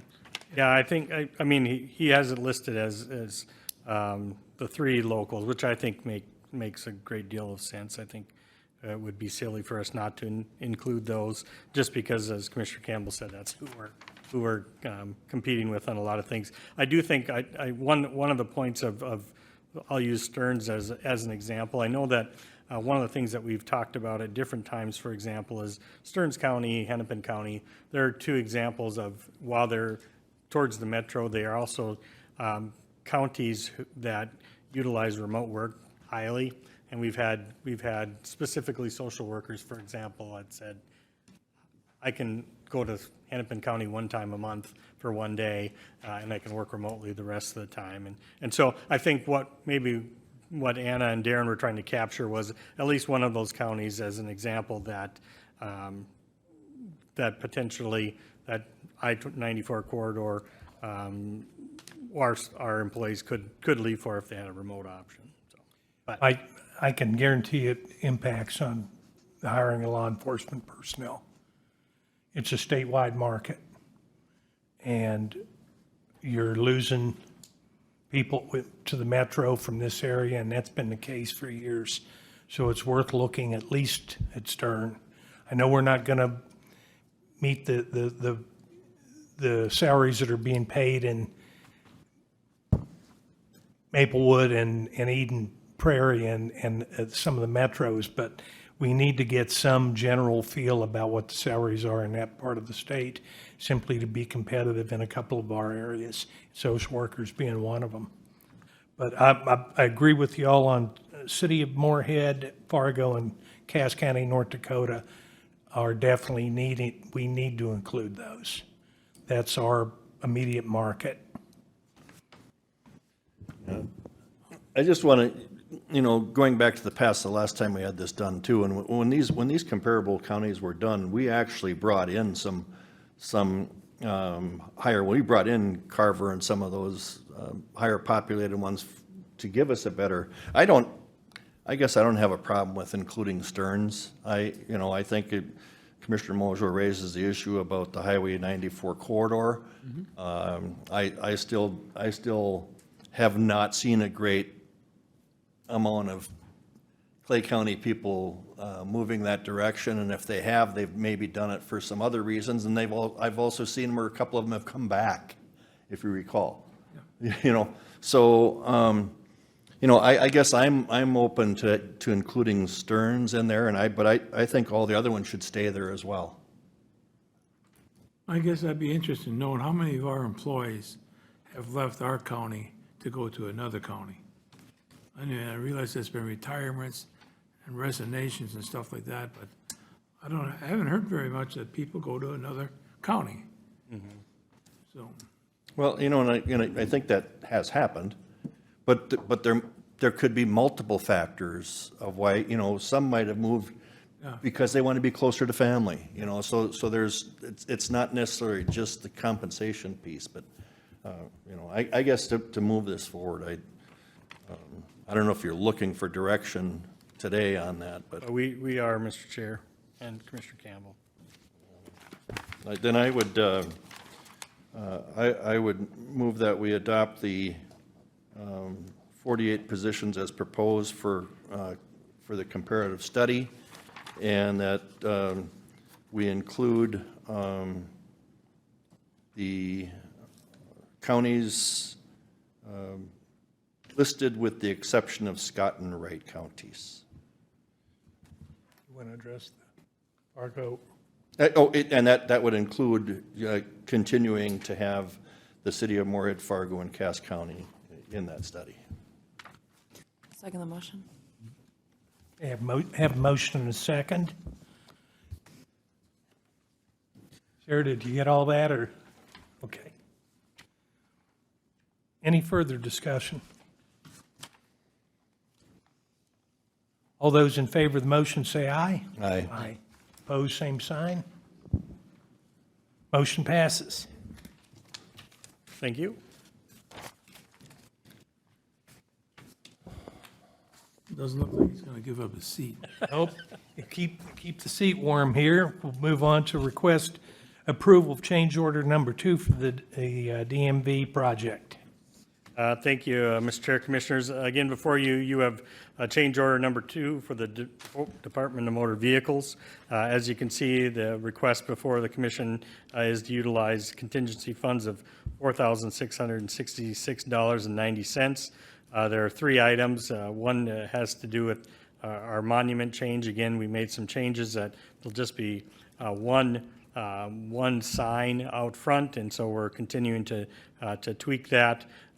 There's also a savings of $1,124 for low roof and stud brick revisions.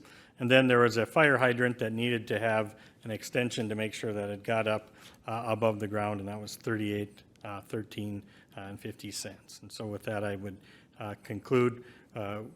Stand for any questions. I would just note that if you were to approve this, that we would have a remainder of $201,503.11 remaining in our contingency.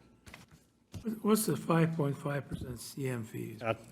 Mr. Chair, Commissioner Gross, thank you for that question. As you know, in the substance use facility, that had the same CM fee of 5.5%.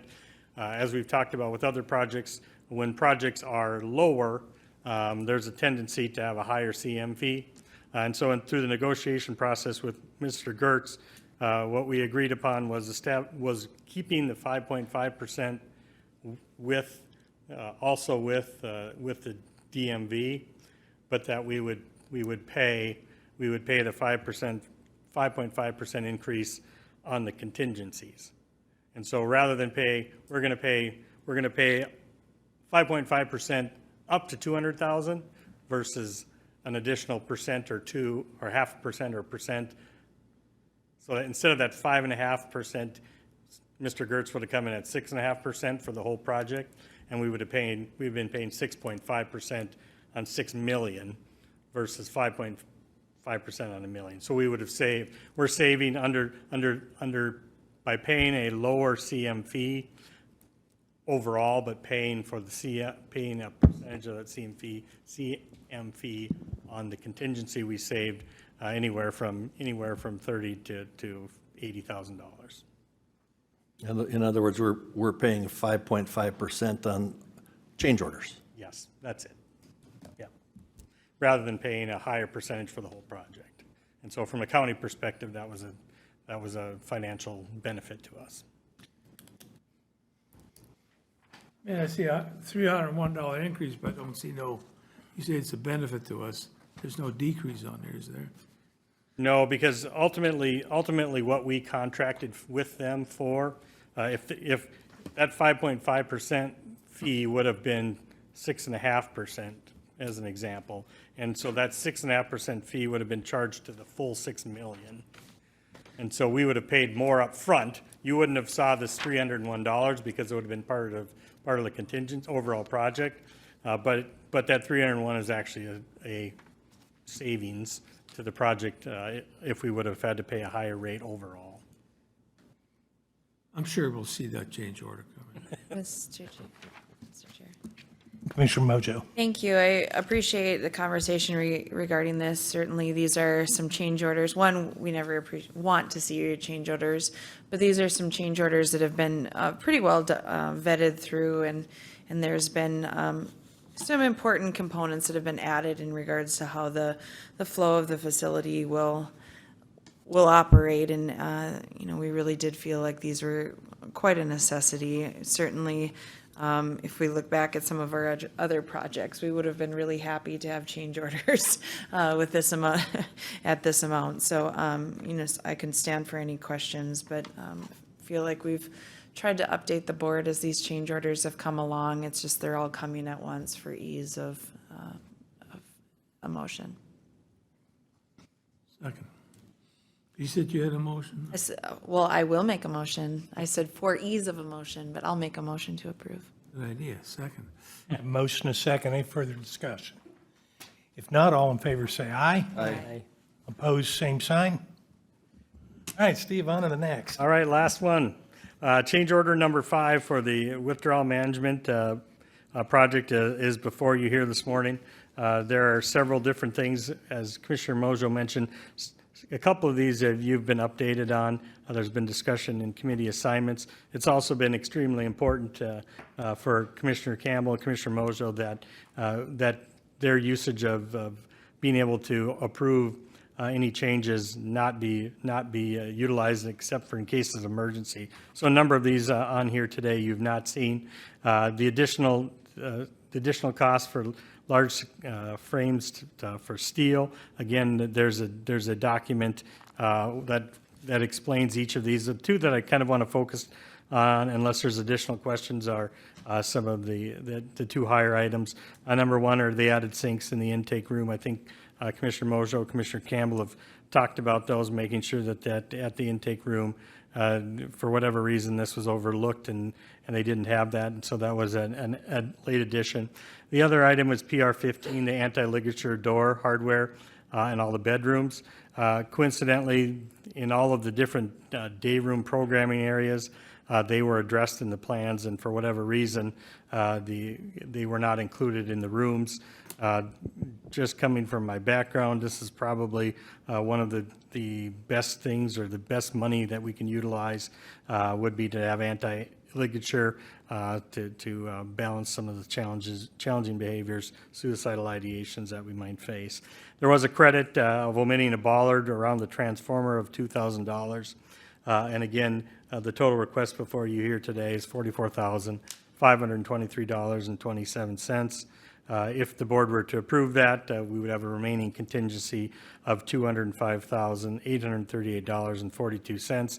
I believe, as the commissioners mentioned last week, we are about, this would take us just about 50% through our contingencies, with the understanding that we're 65 to 70% done with the project. Again, not that there won't be some omissions.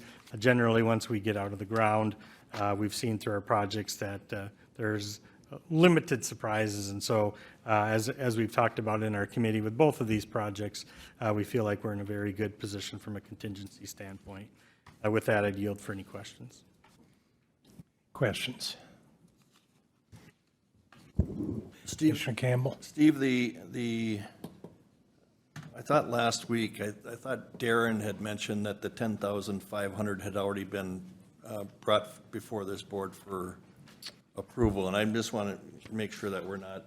Sure, I'll verify that. Again, that was the meeting that I wasn't here, but I'll verify that, and I can maybe even do it here before this meeting ends. Because I asked a question last time, he said, oh, we approved that already. So I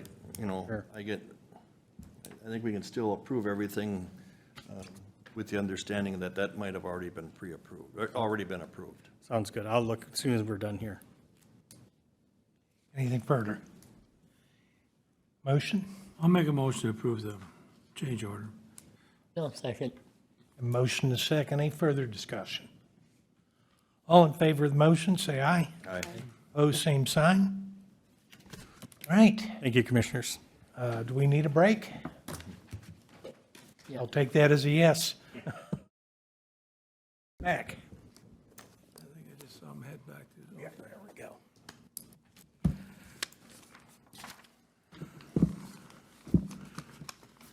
Okay, committee reports. And I'm going to have to check I believe it's going to start with Commissioner Campbell.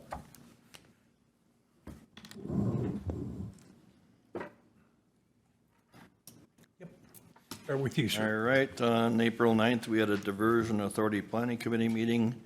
I think what we did talk about some governance policies and monitoring plans. We talked about the FEMA coordination, about when we would ultimately get a remapped for flood insurance. There was some discussion about the operation of the gates, and then we did have a closed session that was dealing with a technical dispute resolution board and some other issues. Then on April 11th, we did have a special meeting of the Diversion Board of Authority, and we had discussion regarding the general counsels regarding the executive director's employment contract, and then the board voted to approve of the resignation of the executive director. On April 11th, that afternoon, we had the Regional Dispatch Board of Authority meeting. Most of the discussion was in regards to the new facility. We're looking at just an overview where that's just, the size is just under 15,000 square feet. It'll have about 50 parking spaces, shared parking spaces.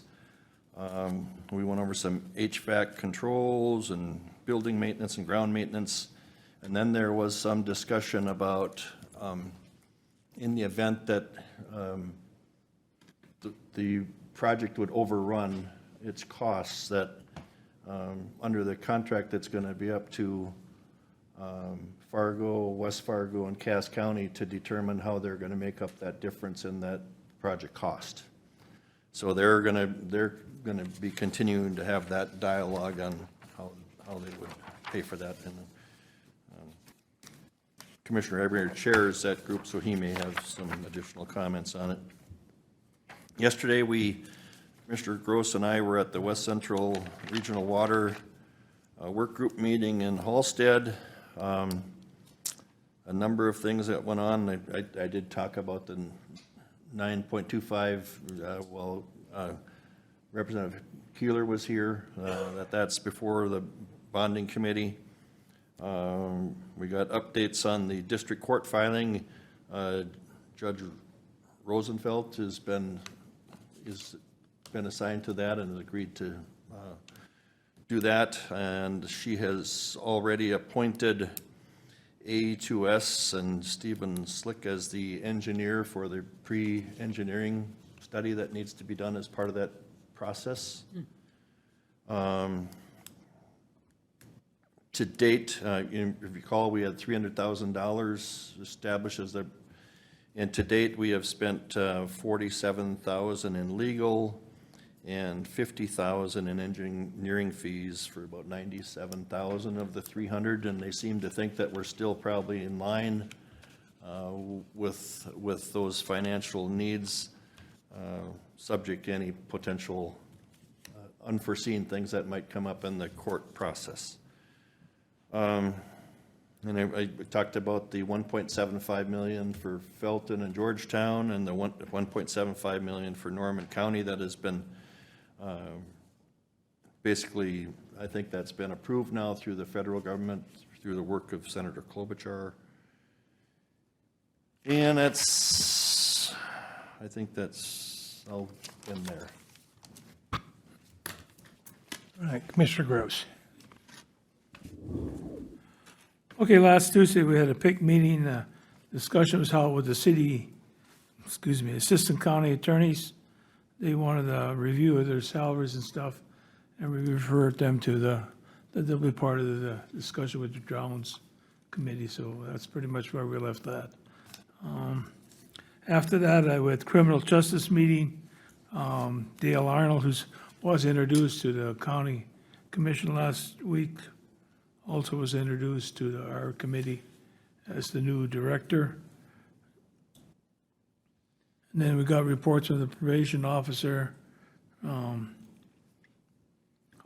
Excuse me, he just gave a report where he started. He started in 2008 as probation officer and has worked his way up. And I think he lives at East Grand Forks. I don't think he reported that at the commission meeting, but I think he's going to remain up there and just be responsible for the whole area from there. The Moorhead attorney gave an update from their department. Court department discussed their concerns, and same thing with James McDowell, gave a report into the transition program that's coming up in the Juvenile Center. Excuse me. That night I attended township meetings at the Clinton Township, Riverton Township, and Spring Prairie. Pretty much all discussed the same thing there, what's going on in the county and some of their road projects coming up in their area. Some of the questions still is what's the cost of dust control. I guess those, I think those contracts are going to be open this week sometime, I think, and so we'll get more reports on that.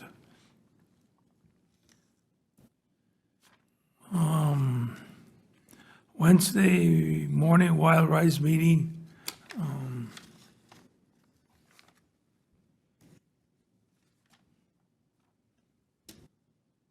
Discussion was held on the bills that they received, evidently how they received the credit card statements saying the credit card had so much money on it this month. They wanted more of a descriptive, what the bills consist of instead of just one total amount.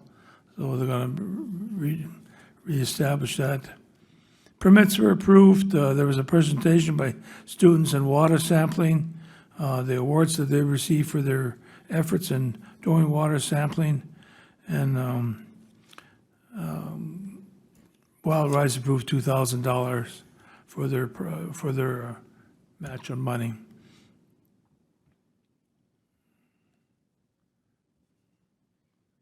Pretty much what that meeting was about.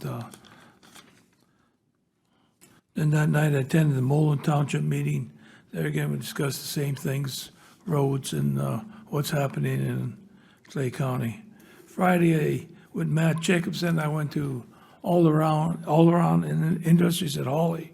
They're planning increasing their expansion on their property, on their building, and they were talking about some tax abatements they would like to see, or not increasing their taxes and stuff, but Matt is arranging a meeting with Lori and tax assessors to see what we can do for them before we'll bring that before the commission. Monday at the meeting with West Central, which Commissioner Campbell's talked about already.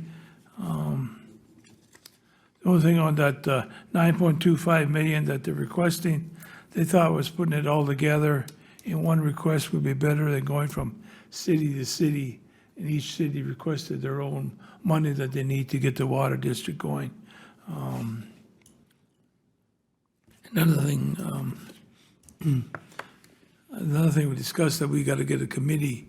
I mean, right now we're a group. I think we're called a group or whatever you want to call it, but we haven't really got a committee, a signed committee yet.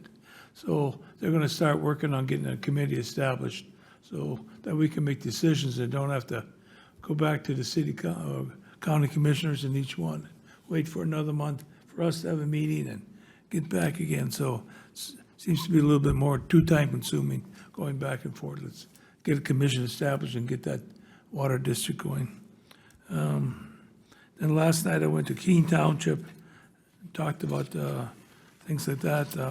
Talked a lot about social services and public health department. I know their concern was there were spending too much money on, not really spending, they're concerned about what's all going on, why is there so much money being spent on social services and stuff. So, but they didn't have any ideas on how to correct that yet. So, and those were my meetings. Thank you. Commissioner Kravinoff? Yeah, thank you, Mr. Chair. No, last Thursday on the 11th, I had the monthly meeting along with Commissioner Mojo with the Clay Soil and Water Board meeting. Just three things I'll touch on. They're working in cooperation with Wilkin County on a lot of cover crops between Wilkin and Clay County, and trying to, in promotion and actually getting test sites and those type of things to get good data to hopefully continue the effort in a broader area throughout the valley. And anyway, they're going to be doing what's called the Soil is Alive along Highway 75, and it'll be a field day that they're going to be holding on July 10th, and they're setting up wherever those sites might be in Clay County, and we'll get word out about that. Also, they are going for RP on a Bowser grant for habitat enhancement for Habitat Enhancement Landscape Program. And these would be they're working along with Matt Jacobson. This would be areas that had been part of the flood buyout areas, and much like Crestwood, it'd be along the same line. I think there's a couple sites they've already identified south of Crestwood and maybe some other areas that if these funds come in, they'll start doing pollinator plantings in those areas. And then I'd mentioned this along with the Buffalo Red, but there was another discussion about the project starting on Snaky Creek, which is right there on over by American Crystal, on the north side of the cemetery area on there. Those are three things I guess I'd quickly note. The rest of us just internal business, the ongoings in their reports. Then following day on Friday, the 12th, I had my finance committee for the Historical and Cultural Society. We went through the balance sheets and the profit statements, and everything looking good order. So that's my reports. Thank you. Commissioner Mojo? Thank you, Mr. Chair. Last week, I attended a meeting with Representative Keeler, Representative Joyce, Senator Kupek in regards to our legislative priority funding. Certainly, in the preceding days up until today, we've had lots of back and forths in terms of working with staff and legislative reps on how to word what the priority is. So I appreciate the long discussion today, as I think we're doing our best to address the vital needs that we're seeing. So I appreciate their time and commitment there to meet with us. Also expressed appreciation for, we personally have over $86 million in legislative bills allocated for Clay County and St. Paul right now. So that's a huge opportunity and presence that we have down there. I also attended the Clay SWCD meeting as referenced by Commissioner Kravinoff, long discussion on all the great opportunities going on there. They are having their pollinator pint night coming up in a couple weeks, and also exciting to hear all of the partners that are eager to work with them and have a presence at that night as well, to give visibility to the workings of the district. Commissioner Kravinoff updated it well. The only addition that I have is Gabe Foles has had the opportunity to go and work on his family farm. So he will be leaving the district in a capacity. We're hopeful that they can create some sort of part-time position for him to continue some of the work, but that's a huge loss for us, as Gabe is our ag inspector and works so much on the feedlot components. So he will be missed. The next day I had conversation, or a meeting rather, with AMC Extension in regards to the MOUs that the counties will be deliberating over in the budget cycle coming up, and then we will be having a presence for questions at the district meetings, so making sure that representatives from the Extension Committee are at those as well. And then yesterday, I had a meeting that got canceled, so I believe that's my reports. Okay, thank you. Last Tuesday, I attended the PIC committee where the assistant county attorneys were presenting their requests. And again, as Commissioner Gross indicated, the upcoming survey was where we left it. We'll see what comes out from that. Then the Clay County Criminal Justice Advisory Committee. And again, we met Dale Arno, the new supervisor for probation. And Thursday, had attended the Special Diversion Authority meeting at the Umpcombe Center. It was covered by Commissioner Campbell.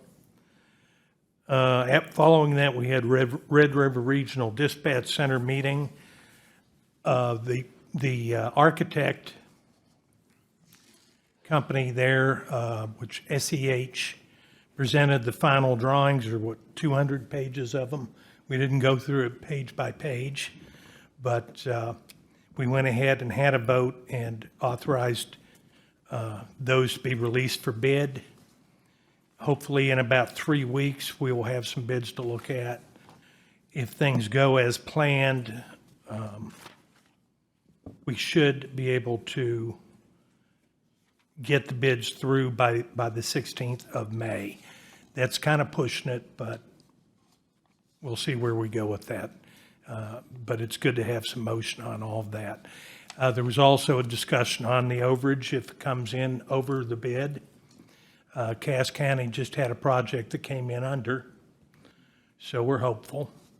But if it goes over, the Joint Powers Agreement indicates that Fargo and West Fargo will be responsible for paying the difference. The $2.5 million that came from the Minnesota partners is our entire, which has already been paid up front, is our entire obligation on the production of that new dispatch center. Is good news. If it comes under, I guess we're just pulling more in our share, but we'll see how that works out. Later that day, I attended the Greater Fargo-Moorhead EDC executive session. I know we've had discussion here over the last couple of months about our position on the executive committee. At this point, the subcommittee that was reviewing who they want on the executive committee has determined that that's a decision to be made by the governance committee. The positions in the governance committee are all empty. So we approved 4 of the 5 positions that are open, and the considerations on composition of the executive committee will be put on their agenda as soon as they have one. Then we moved forward, had some discussion on regional growth plan. They've had a survey involving that where I responded to that discussion, and that's going to be an ongoing process.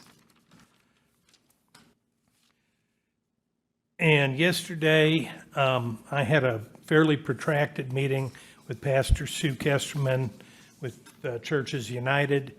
She gave me a tour. They've completed the work they've done on Micah's mission, which has pretty much expanded their ability to provide shelter to 6 more families, and expanded their capacity for women as well. And I believe they've even picked up a couple up in the men's end. Everything's been painted. It's clean. The heat and air issues they've had have been addressed. And this was all done with grant funding. We then had a fairly protracted discussion about current financial needs, and frankly, they're in a position where they're going to have to make some cuts. There is a lot of money out there from the state of Minnesota for bricks and mortar. There's no money that she can find for operational funds. And 78% of her budget is personnel. This is not like a lot of the shelters that you have in large metro areas where people come in, they get a bed, and they get a meal. There's caseworkers. There's attempts to get kids in school. There's attempts to transition people into other housing. It's a little more comprehensive than some of the original shelters that we used before homelessness became as endemic as it is. All that is to say, it's a discussion that's underway. That her contributions are down, as are a lot of charities. Fargo at this point is taking a different tack, and I'm on that committee. I don't know if there's going to be a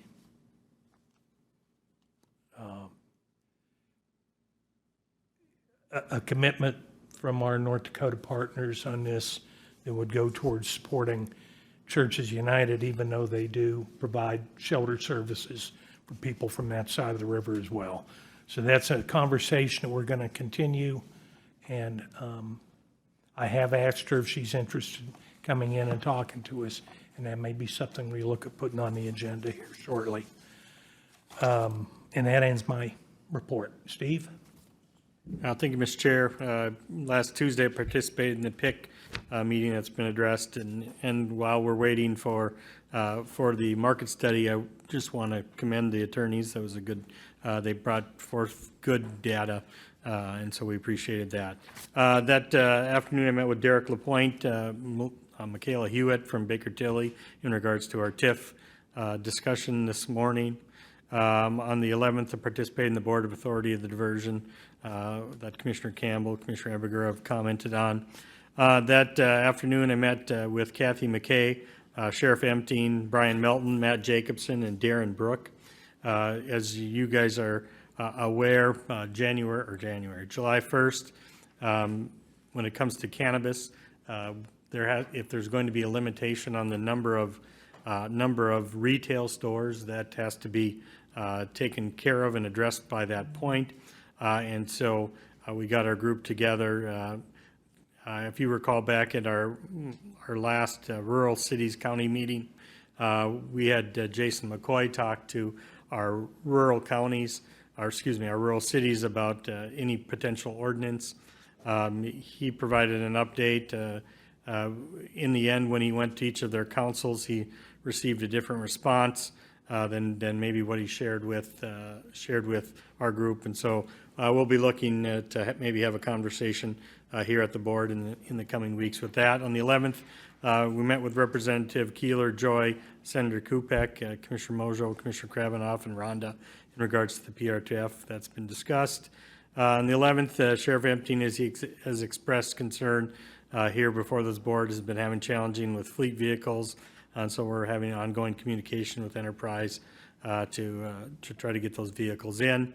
The 11th and 12th, again, along with that discussion, we worked on some paperwork for MMB in regards to the request that Representative Keeler spoke today in regards to our female transitional program. On the 12th, I met had a phone conversation with Executive Director Ben Griffin for MetroCog in regards to our concern about not having a bus stop on 15th Avenue. It was a very good conversation. I would say that I wouldn't say, in talking with Ben, he had indicated that there's maybe some miscommunication between what MetroCog has been doing and is willing to do versus what the city of Moorhead has shared with us. And so there's some different options as far as they've created some different options as far as bus routes that would require different parts of different stops being dropped off that list, but there are some potential potential things. They're also working on, they are willing to be working on them. We'd heard that they weren't going to be doing a study. They're working on a micro study from the standpoint of potentially if it doesn't support, if we can't support having a full bus there, that we'd be looking for potential grants to have a minibus or a large 15-passenger van that may act as a conduit, run through the bus system from Walmart out to our area. And so I appreciate Ben's time. And again, I did invite him to, I know many of you have met him, some of you may have not. I invited him to come forward to maybe just talk a little bit about some of the things MetroCog is going to be doing. Met on the 15th on the Water District. That's been well addressed. After that meeting, I met with Daniel Marks, Chuck Whiting, Keith Burnt, and also a representative from the Corps of Engineers.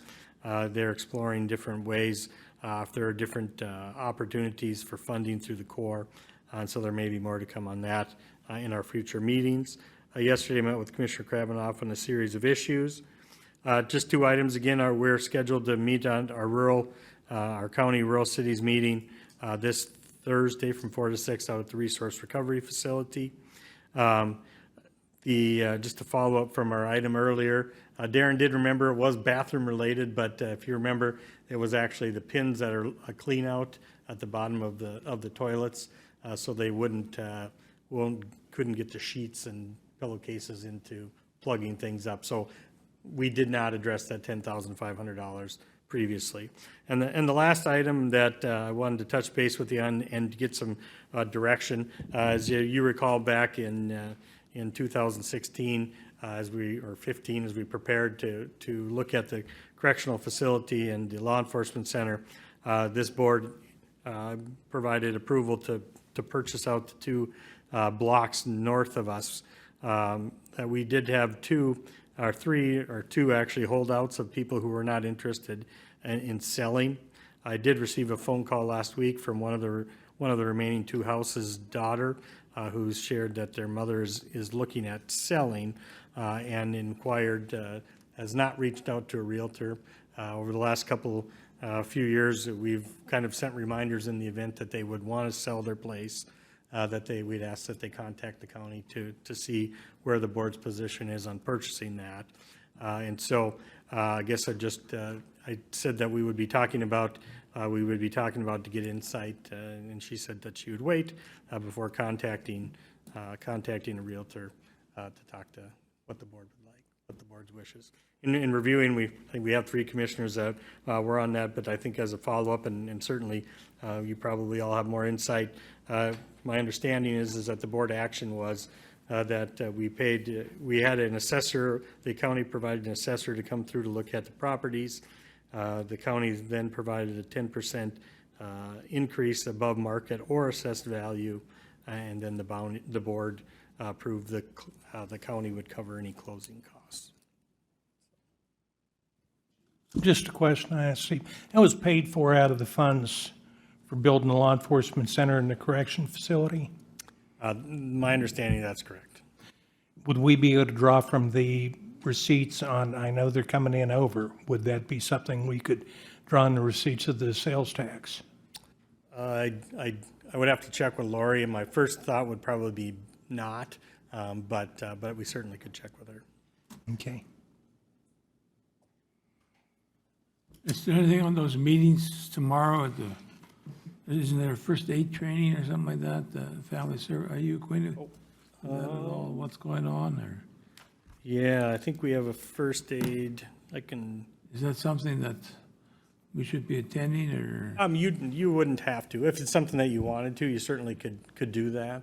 But it's not a requirement of your role. Is West Central doing something at the Elmco Center? There. Yes, the foundation's putting something together, and I'll be speaking at that. Oh, okay. Yeah, but it's a training. It's a training. Paul's doing a training. That's for 9 to 3? Yeah. Okay. That's what I was visiting with Steve about yesterday, and he provided me with some good background information. Okay. And so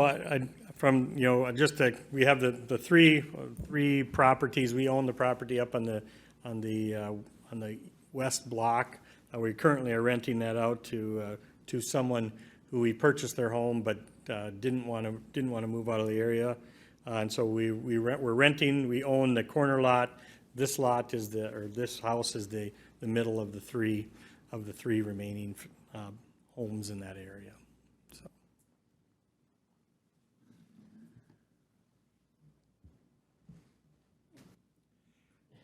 Commissioner Mojo. Thank you, Mr. Chair. I recall a conversation, this is a long time ago, but I recall that conversation, and we have been sending reminders periodically to these landowners that we'd be interested in selling, should they?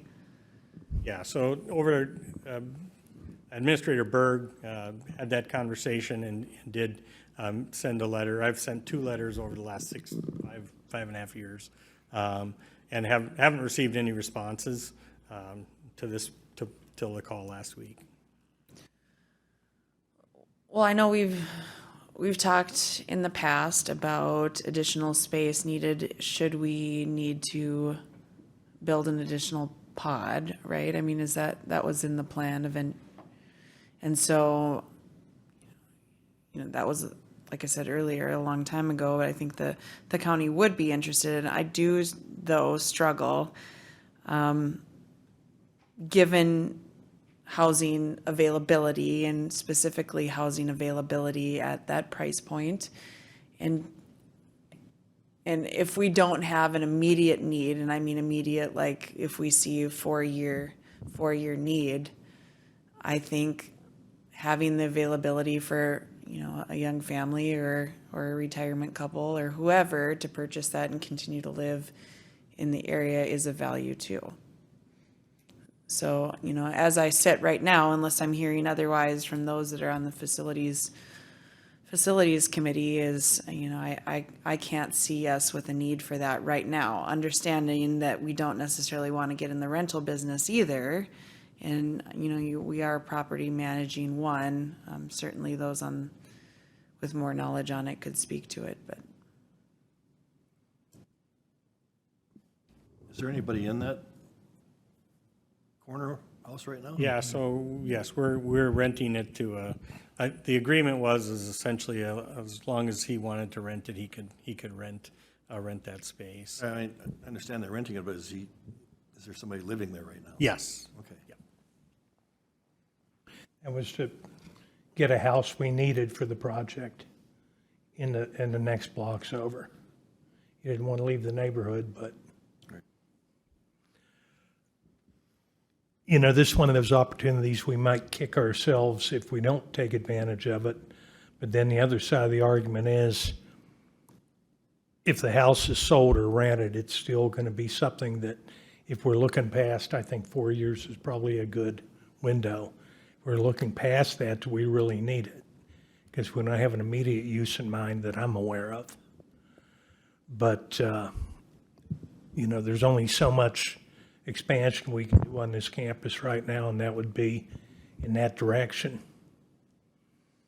And at some future date, we're going to need to figure something out, particularly with the Family Service Center and having to come up with options on that. I mean, it's...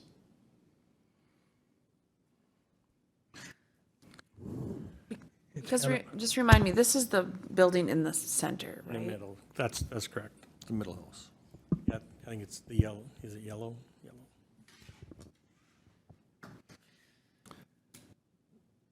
What's the time frame of, I know that the way the correctional facility was designed, it was designed for a pod to go straight to the north. Capacity issues and a lot of things have changed over time. I think it would be worth our while to have a conversation with the sheriff and see what he believes might be a logistical and practical time period where that might be done. Without that, and if that isn't going to be done within a certain period of time, I would think that would be the only thing that might require the demands of that property on behalf of the county right now, and it would be for parking purposes. That would be lost with that proposed expansion. Other than that, I think it would be a great home for some young couple to be in for a while, and I do sometimes have a tendency to agree that I have yet to see where the county has needed less property versus more. It just seems like we're just constantly, from that standpoint, at what point could we buy that for now versus down the road too is something to consider, but. What are we looking at for the mental health? I mean, we're asking for $20 million, aren't we, to put up a mental health place? Isn't that going to involve another building, or is? Yes, it is. Yeah, Mr. Chair, Commissioner Gross, I think that, as part of the ask, the initial ask that Representative Keeler had, that, we would be looking at roughly a 25,000 square foot building, so. Would never fit there. Wouldn't fit there, yeah. Takes care of that, thank you. Mr. Chair, yeah, I really would like to hear from law enforcement, what they project for that space, and if it is, I guess, feels to me we'd be still in the rental business, but maybe one more. But outside of that, well, I'd like to hear from them, I guess, before we move forward. Anything, are we on a time frame with these people? Oh, well, I think we just had one phone conversation, and I just indicated that they didn't tell me what their time frame was, other than they were ready to sell. I see. And that the mother remembered the conversation that she'd had with Administrator Berg, and wanted to honor that if that was the board's wishes. Yeah, and we really have to be mindful of affordable housing and displacing an opportunity for someone else. Have you looked into what the assessed and market value is on that property right now in the county record? I have not. Maybe if we can check with the sheriff to come back next week with this topic, and I think we need to look at that, and at some point in time, we have to wonder, we keep seeming to going to our reserves for things, and do we have like an endless supply of reserves, or? We don't. I'm just curious, sir. Again, and it's a long shot, but I would not put it out of the realm possibility that the continuing sales tax coming in, this is kind of sort of part of that project. Sure. And I certainly can reach out to Lori and get Eller's feedback on that.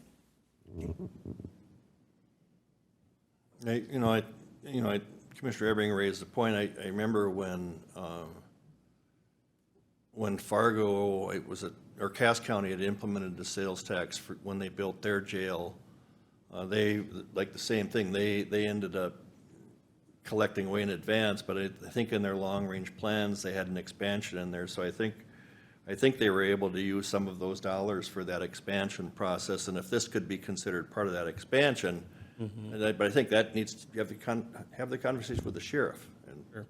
I think it needs to be directly correlated to that. Sounds good. All right, that concludes my report. all right, any additional for the good of the order? Oh, I'm sorry, Sarah, you got anything? Okay. I think according to our historian, Commissioner Gross here, this may be the longest meeting we've ever had. No, they used to break for lunch. Well, I will call us adjourned.